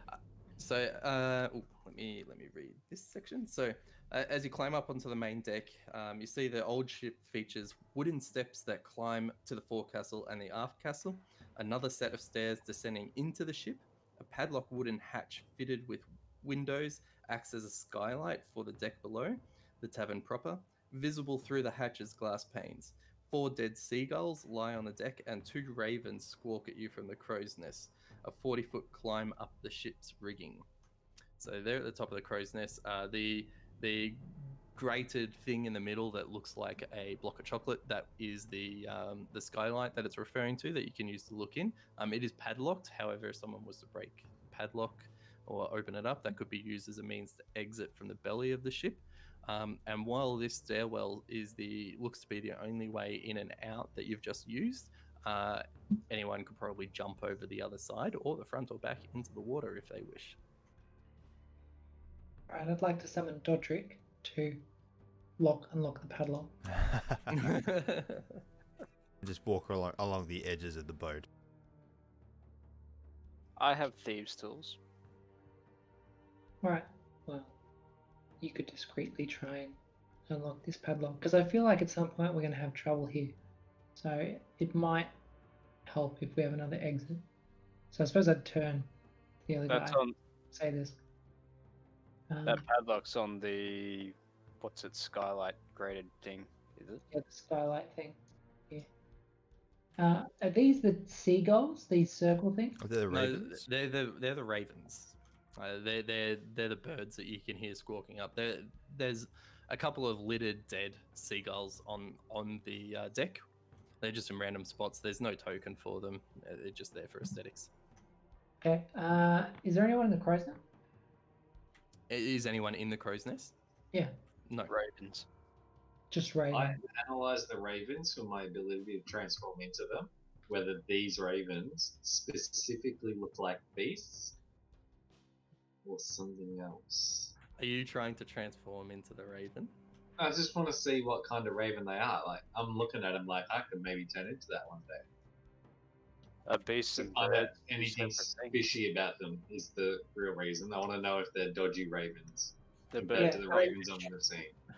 Can you make an investigation check with disadvantage? Oh shit! It's not going to go well. It went worse. 1 and investigation is a +1 2.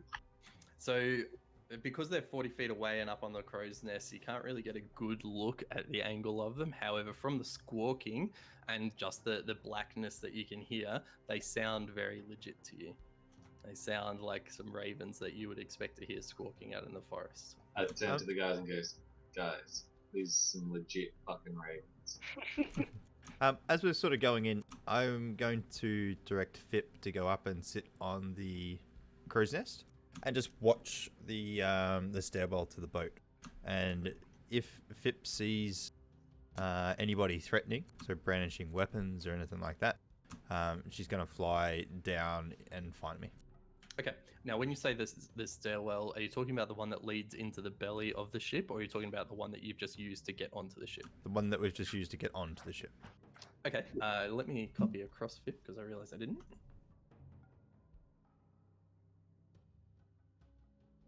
I don't know if it's me, but Dada, you're quiet again. Am I? Like really quiet or? No, you're good to me. I'm pretty Medium good. quiet. Maybe you need to put me up. I'd say you're on the quieter side, but it's all right. Where did you move, Fip? He's in another dimension. Can't unsummon him. Fip didn't die, did he? No. Oh, there he is. Got crushed. He'd be like halfway through the bathhouse dungeon or something. Yeah, he was.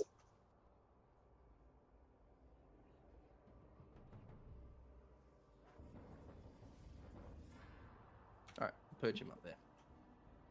So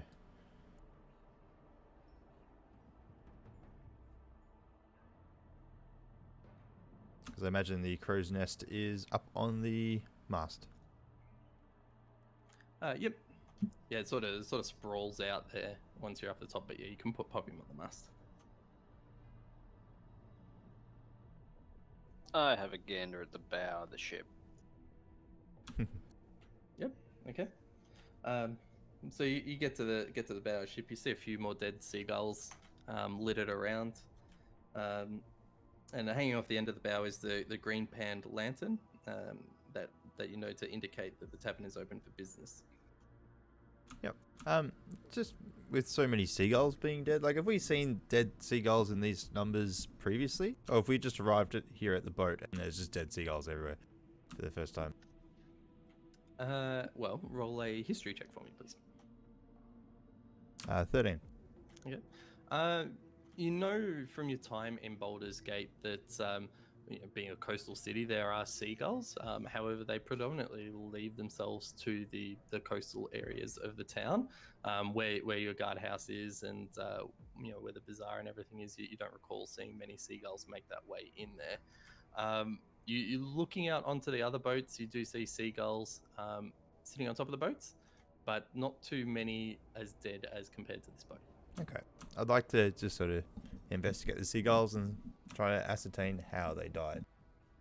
Sure. Make an investigation check for me, please.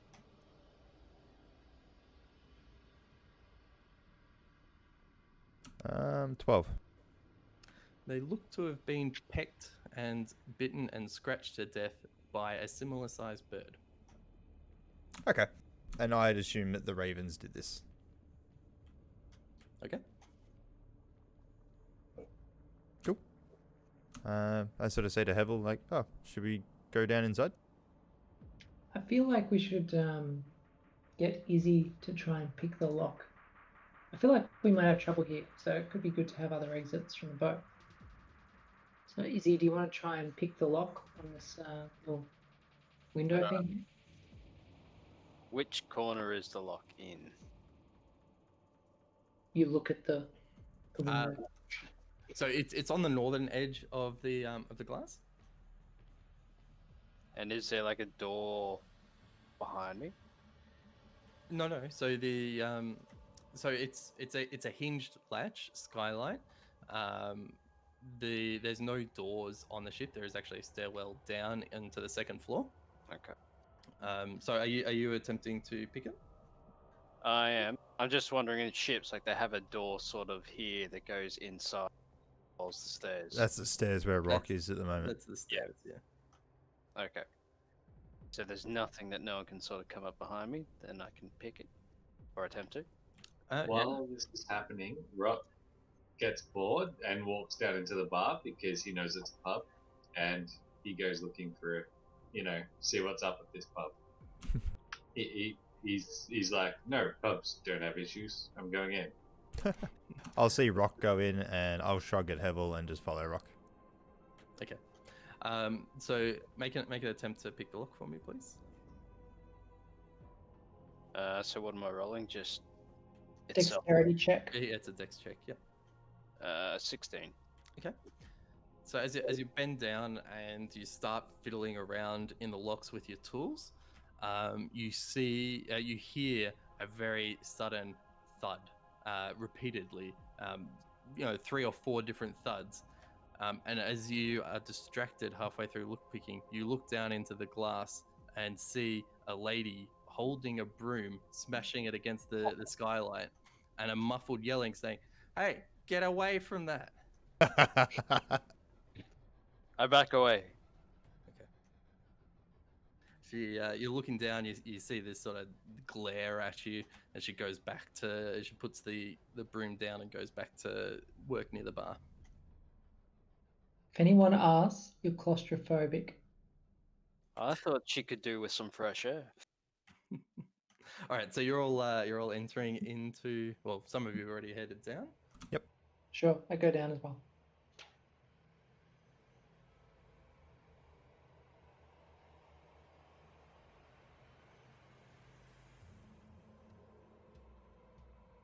Give me a sec, sorry.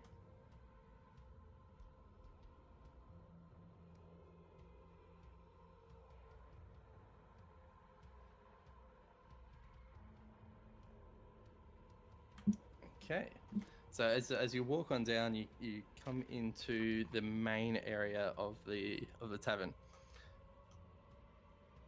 Let me just get into this. And so as the 3 of you, so Rock, Thanesh, and Hevel enter in, you hear a lady speak out to you, and she says, "Oh, well met. My name is Larella Thundereth, but folks around here call me the Captain. If you're thirsting for a beverage or looking to gamble, you've come to the right place. But watch your step. Things can get pretty messy around here." The person who is saying this to you is this lady. Yeah.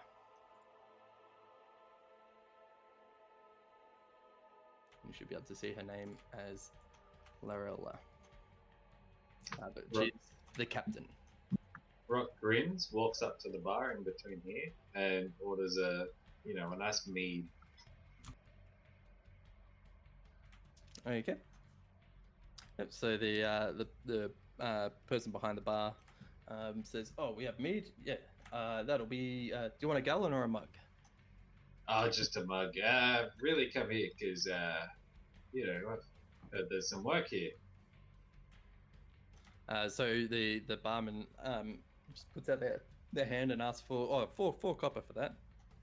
And Larella turns to you and says, "Work? Oh yeah, we're always in the business for new bouncers. As I said, things get a bit messy around here. Sometimes they just don't put up the job we need. But you look certainly mighty and brawny. We'll be able to put you to work. No worries. You want to be a bouncer?" Yeah, what happened to the last bouncers? They didn't make it? Oh, you know how it is. Sometimes bar fight starts, someone pulls a shank, someone gets stabbed, and then there's all work compo this and bleeding out that, and just stuff I don't want to worry about. But a big guy like you, I think, will be fine. Yeah. Yeah, I mean, when do we start? Next week sometime? Yeah? You meant to ask how much it pays. Nah, Rock doesn't do that. Rock's all in it just for the chance of free drinks. She points out to the guy to the north, the guy to the west, and a guy to the south, and says, "Oh, looks like we're pretty tied up for today. These guys have got it under wraps. But how about you come see me in about 2 days, and we'll tie up a schedule for you. How about that?" Perfect. Good spot for me and my mates to sit for the night.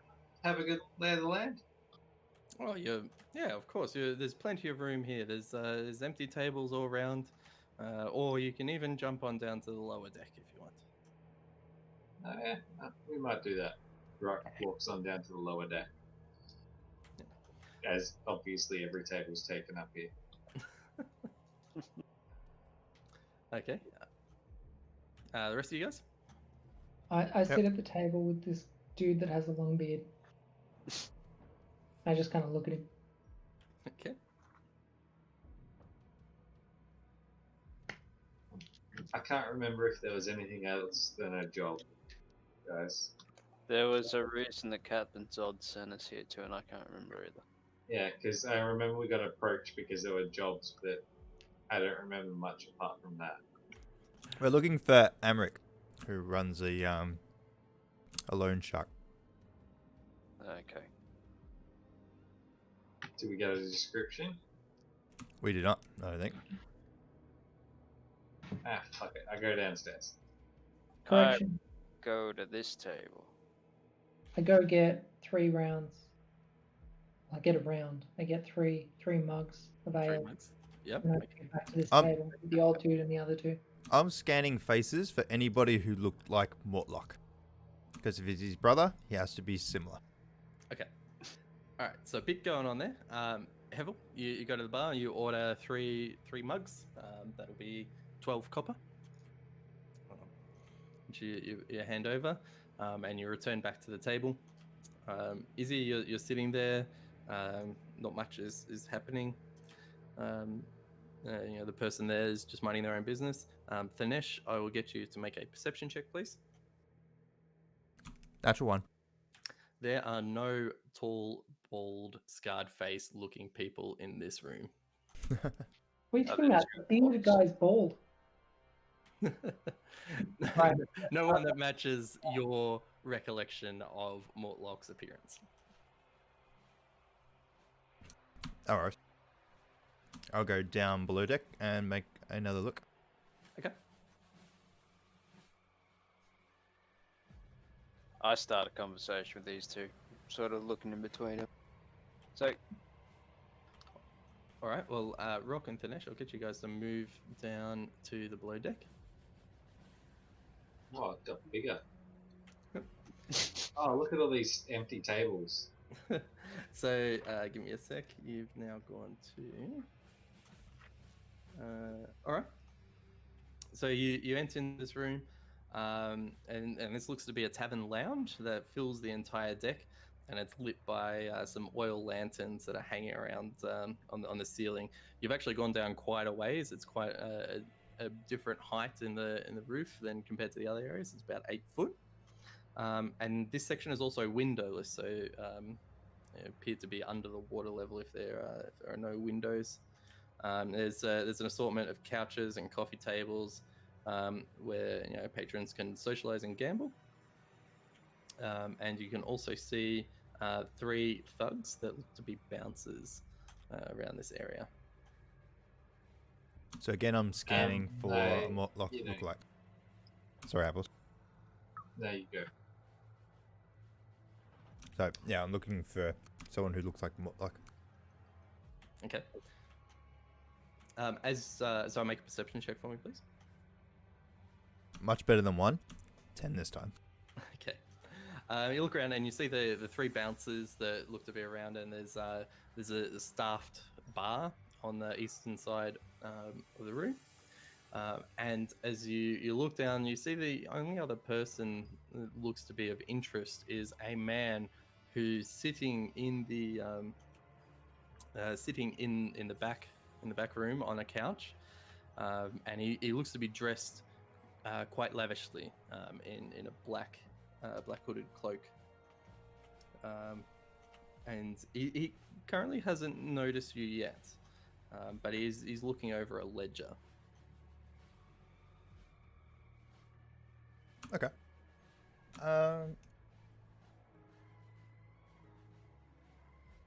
Just curious. So I'm going to.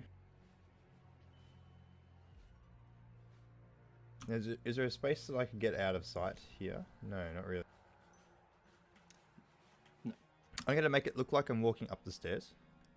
Oh no, this fella here at the bottom, he can see straight up, can't he? Yes, he's a bouncer watching the stairs come down. Yeah, okay. Alright.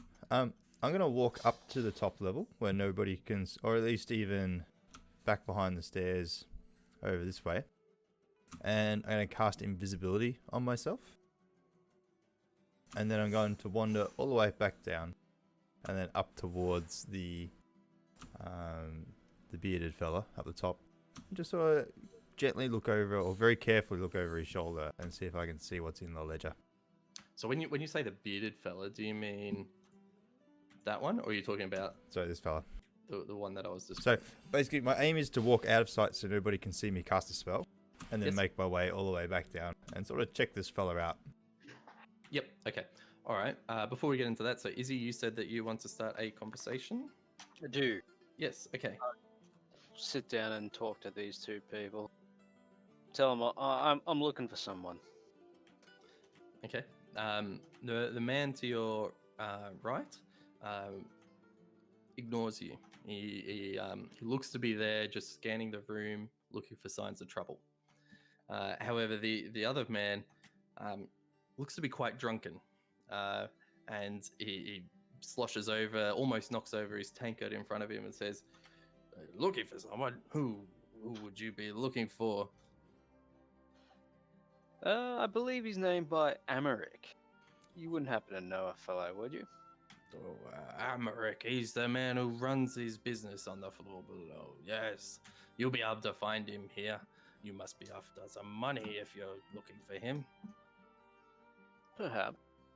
What's Amaric's deal? Tell me what you know. Oh, I just know that he runs his business out of here.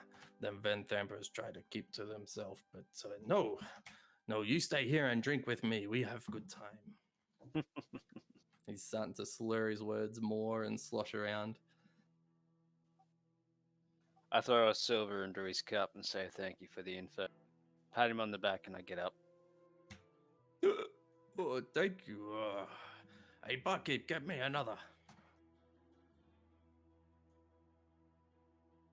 Shit, I should ask him to describe it. Anyway.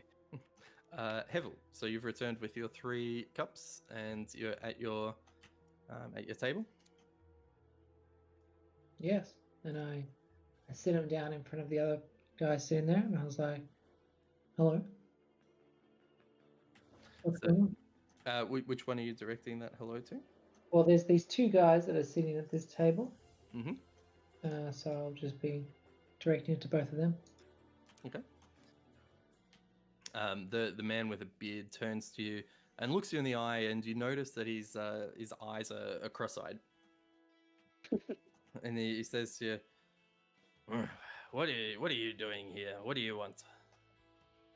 I'm just here to drink. Oh, Yeah, and that drink is for me, is it? yeah. I'm always looking for friends when I hit a pub. He takes it from you. Says, "Oh, the ale here is always terrible." The other man looks to you and says, with a bit of disdain and laziness in his voice, it's like, well, I guess a free drink is always better than what those flaming fists are gonna pay. Yeah, why? It sounds like you have experience. Yeah, I've been working for them, but they decided to put me on suspension for accidentally killing someone. It's not an accident if they fall on my blade. Well, they probably deserved it, eh?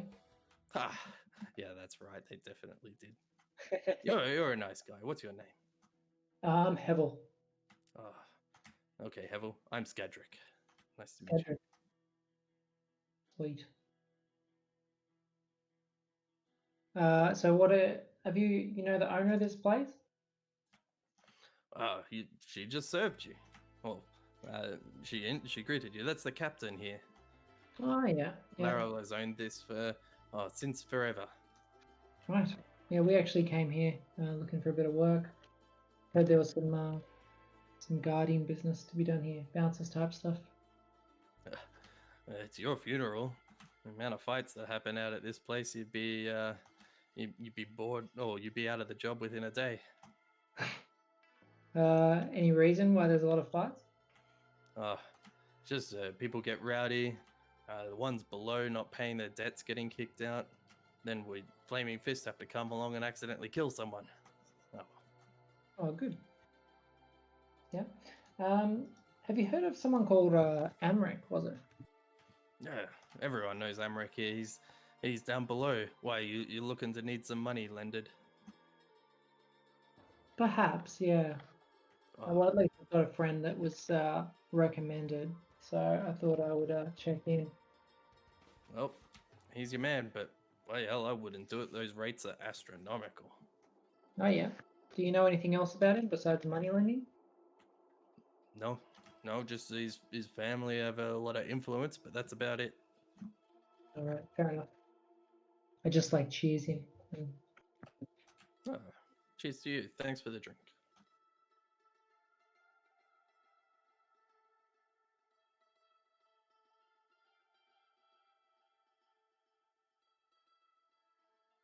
Okay.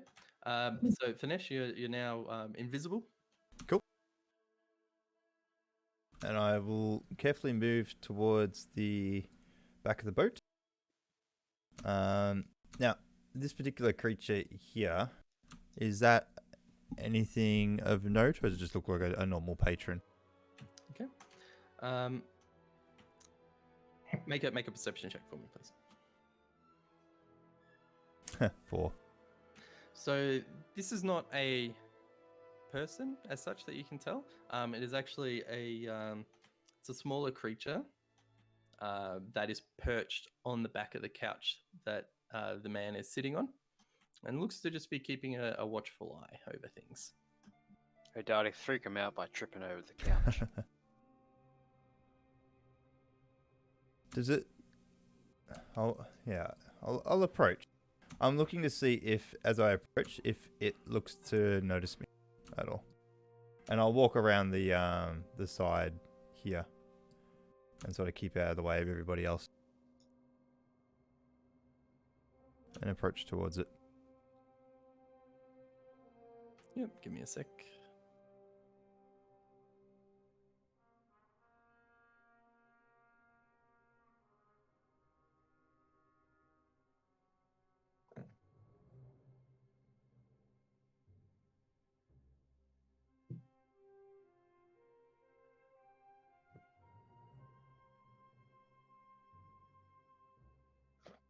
Sorry, one moment.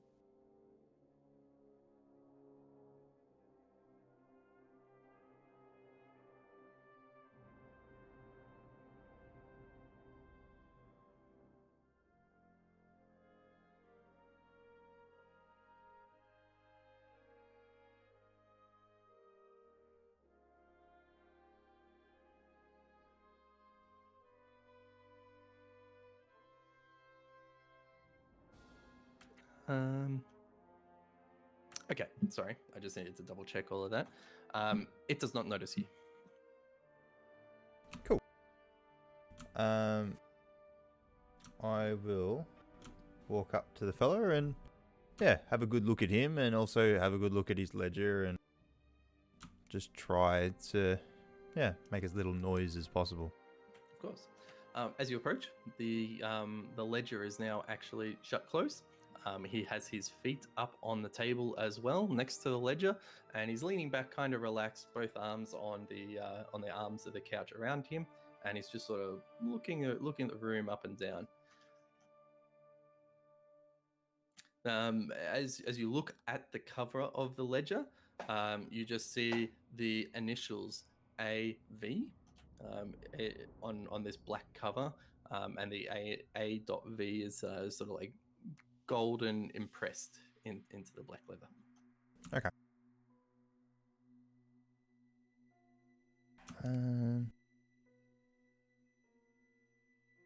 What about this fella? Like, if I have a good look at him, do I see anything on him?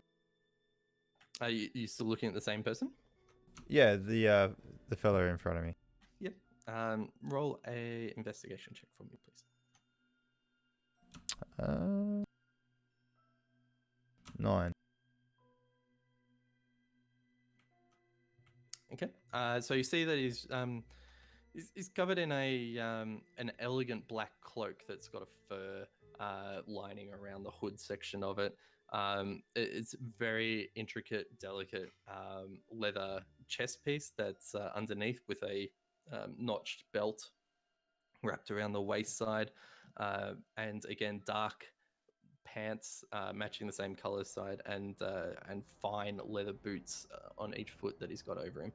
As you lean in and look around in some of the folded areas of his clothes, you notice some daggers that are on each hip as well.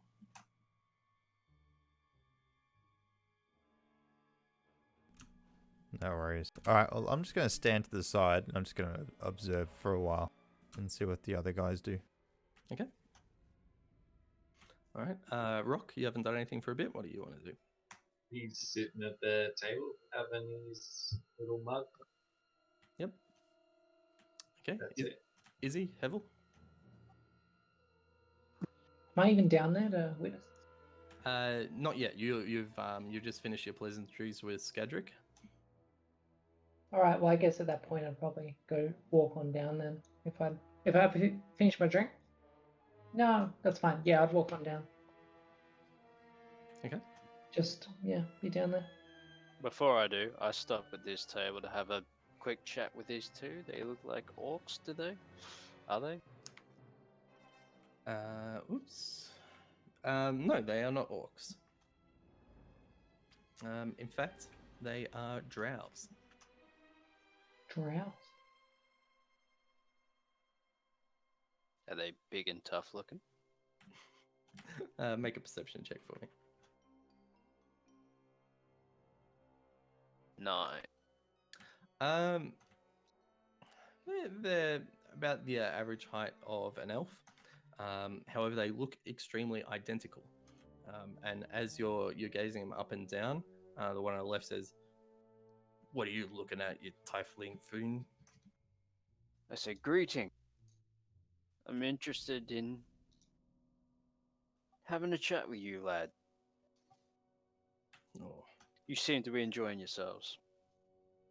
not really. There's nothing to enjoy about being in a pub. We'd rather be out searching the world. What brings you here?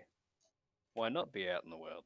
Well, we left the Underdark to go out and explore the world, but as you can see, it's quite bright outside and we don't like the sun.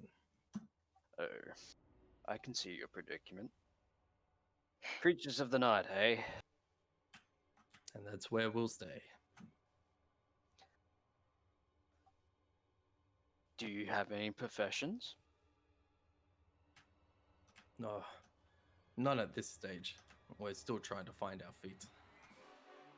Well, if I had work for you, would you be interested? What kind of work would you be talking about? I don't know yet. Maybe some protection work? Hmm. Maybe some escort? I have no idea yet. Well, when you work it out, come see us. We like some certainty. I throw them both 2 gold just to sort of say, we'll be in touch. Thank you. They take the 2 gold, splitting it equally. No, I give 2 each. Oh, 2 each. Oh, jeez, even better. They take their 2 gold and pocket it, raise their mugs to you as a sign of okay, and go back to drinking and talking. I start walking down the steps. Okay. Evel and Izzy, as you both walk downstairs, Rock, you're sort of just observing. But at this point, Hevel, when you move forward, the man on the couch turns his head and sees you and acknowledges you into the room and says, "Oh, welcome. Welcome. What can I do for you? What are you doing in my business? How can I help?" Oh, you can refill this mug for me. I sort of hand him my ale. All right.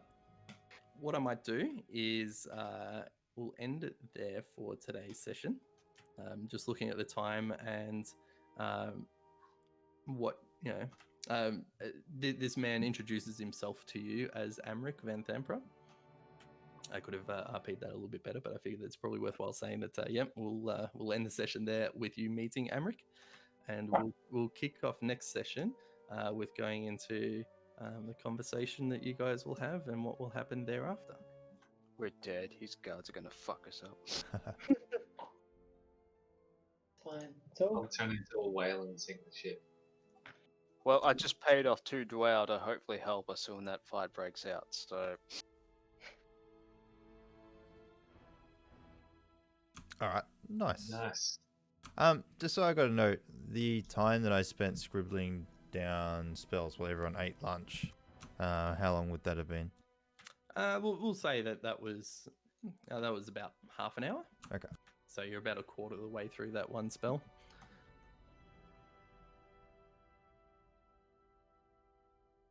is there scribbling whilst being invisible? Trying to... No, this was back when you guys were in the bazaar.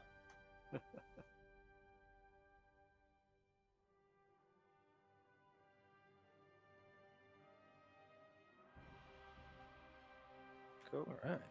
Well, good work today. You guys definitely did pretty well against that monster. Then it could have been a lot worse. Let's say that. Danesh could have died again. He very much could have if the rolls went a little bit better. Yeah, the monster didn't do very well at all. Actually, if I took the book average rolls on each of those attacks, yes, he would have been down.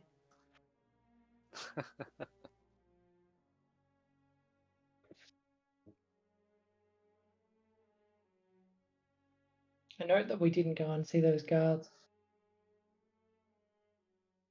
Why they have to go causing trouble? Actually, apologies. You were down. I'm an idiot, but that's okay. We can do that another game. What happened? Was I supposed to no. go down? No, I rolled the damage, but I forgot to add the +4 on each of those attacks. Ah, So okay. yeah, you would have taken 30 damage if Jesus. I added it correctly. So, sorry, 28. 28. So Yeah. yes, you would have gone down. My bad. Would that have killed him, or was that multiple hits? So he would have. No. Well, So no, to outright kill me, because I got 22 health, he has to do 44 damage in one go. So he has to do Okay. my health pool twice. Well, yes. Although another way that could could take you to 50% under 0.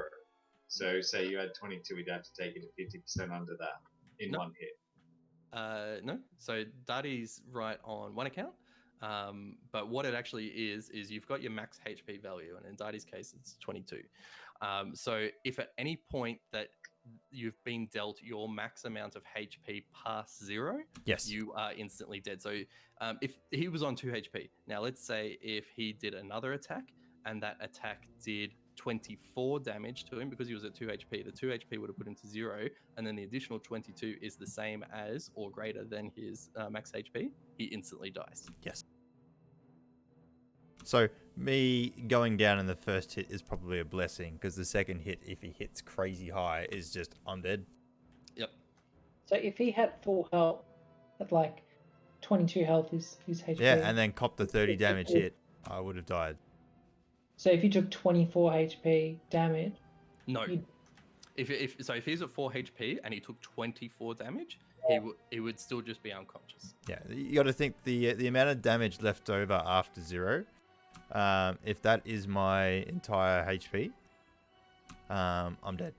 Like, right. so because my health is 22, if I'm on 5 health and I take 27, well, the first 5 damage gets removed, and because there's 22 carrying over, and that's my health, I'm dead. Same if I took 30 damage in that instance. I take 5, bringing me to 0, and because the remaining damage is equal or greater than my maximum health, I die. You sort of got to think of the blow being so strong, I'm just cut in 2 or something like that. Like, I've copped such a grievous wound that you don't come back from That'll learn you from taking monstrous shits. it. So yeah, it was I should have actually done that. But you guys went crazy good on the damage, and it's also handy that you did a lot of it must roll a save types of damage. Yeah. Because its armor class was relatively high. Oh, was it? I assumed it's not a very dexterous monster. No, but it is a very strong monster. Yeah. So it was copying a heap of stuff. So that was like a lizard sort of creature, right? It's not something that stands on 2 legs. It's It's a shark with legs. It's a land shark with legs. Yeah, it would walk around on all 4. Okay. It's Oh, a yeah. straight shark, if you remember them. Is Apple's linking something? Say that we're wrong. Oh no, it says what you said. Okay, all right, cool. Because I have heard the half of what your max HP. I've heard that one. I've heard if they've done more than your max HP in one go, but yeah. Yeah, I don't know where I'd heard it because I swear I'd read it in one of the rule books. But oh well. It could have been an older rule, possibly. That could have been like a 4 or a 3.5. Oh, did you hear 6 coming out soon? Really? Yeah, they're starting to do the testing for 6 or something. I was reading. Well, we might have to turn this up to 2 sessions a week just to get through this one then. I honestly don't think there's going to be too much change from 5 into 6. And it'll probably be like I don't know. I think 5 is very, very successful. And I'm not sure if it quite needs a new addition just yet.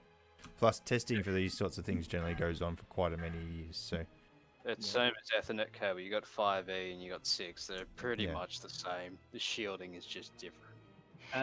I'd hope it changes the actions to work the way Pathfinder does, if it did. So in Pathfinder, you get 3 actions no matter what every turn, and some things can consume more actions to do them, but otherwise you've got 3 of them to spend. If that makes sense. yeah. So, action points. So yeah, you've got you instead of going, oh, I move and I do this and I consume 30 bonus actions because my abilities say so. You always have the 3 and there's no moving from that. But some things cost more and you level up by making them cost less, if that makes sense. So, Yeah. Sort of that- like I don't know, how it just Divinity sounds works, I think. Divinity's probably a good example of that, where you got the 4 action points, and moving a certain distance will cost you an action point, and certain spells cost Yeah. you 1, 2, or 3, depending on what you're doing. Yeah, I just hate that sometimes you've got to burn an entire 6 seconds of moving over there. Yeah, but like I don't know, like to move 60 feet, like that's 20 meters, like that would be 6 seconds. So it sort of makes sense in that sort of regard. That makes sense. It's just not fun. But Yeah. I can relate. I- I think the Divinity one is pretty cool. yeah.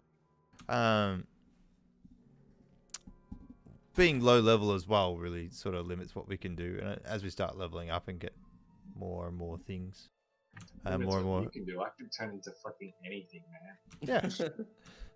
Yeah, but you can't turn into a bull, eh? Yeah, it's anything That- but that. That would have been pretty cool if you could. Also, you guys are super close to leveling up. Yeah. Yeah. That 450 was insane. You should have eaten another one, or possibly taken a jar of dirt with you. I got a jar of dirt. I'll just sprinkle them all into the ocean water. They need soil and water. Yeah, Darling, that's the shitting it out was the obvious bit. They need soil because you soiled them. Get it? Yeah, I get it. That's Like, good. but if you put them on a stool, that's shit, right? Yeah. Yeah. But the other thing is, like, you know, Or he could just shit standing where he is. the Drop like a if one plate of into it these and if spit. one of these options was a monster that shared 450 XP to all of us, which is like the strongest thing we have fought at all so far. Like, if that was one of the options, what are the other 7 or 8? Like, I'm not sure if I want to. Like a horde of goblins attack. Yeah, and I'm you not get sure if I 4 want to do XP. anything with these for quite some time just yet. You could also get a nice trying egg in these tough times. Oh, maybe I'll plant them in somebody's house that I don't like. No, fucking keep a bunch of seeds in your back pocket, and when we get put in jail, just fucking scatter them like outside the cell. We'll be behind some good metal bars and move on. When fucking hell spawns outside, we just sit here and chill.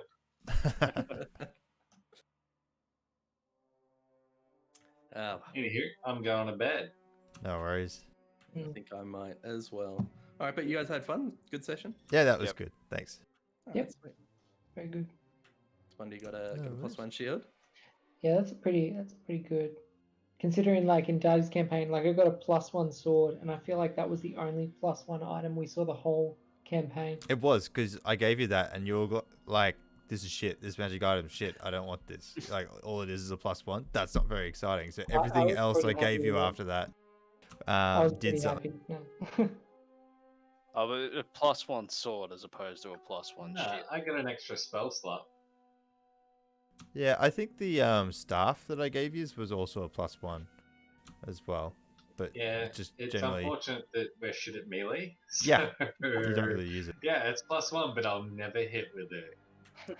I'm trying to be cautious with that because the book also dictates quite a lot of magical items that get handed out, and you guys have been pretty fortunate so far with investigating the right areas and finding them. But yeah, they're by the looks of them, they're slightly unconventional magic items like the bag of beans. There might be a few others, but yeah, I just didn't want to say, oh yeah, you can go shopping and you can all buy all these random stuff because it might be replaced by something else that you get given in the book. But I figured you went through all the extra effort to get the plate out. I think you deserve something. Yeah, that was a for good That trade. was I good. like that. I thought that was a good spin on things. Yeah. Not to mention, I'm not sure if you've read Bondi the rules on plate mail as well yet. Not particularly. That's What? a yes. That's a yes. I haven't. Like my paladin used to have a set of plate mail in the other campaign I played. Yep. But that special rules. What? You need minimum strength 16, I think. Yeah, you need 15. Minimum 15. strength of 15. Otherwise, you permanently move 10 feet slower. I think I do have that. I think you're at 14 when I last Yeah. looked. 14. So yeah, if I gave it to you, you would have been walking slower and you would have had the extra armor class. But I figured it'd be a good in between. Right. Yeah, I think when I was looking at it, I was just like, yeah, 14 strength. When I was looking at it, I was like, well, I've got like heavy armor as a trait or something. Yeah. So I should be able to wear it. Yeah. Yeah. You can get another few points of strength next level anyway, so. Yeah. If you wanted to, with a feat. Anywho, I will see you guys later. Well, tomorrow. Next week. Yeah. At some point. I don't know. Fuck you guys. No worries. See you. See you later. See See ya. ya.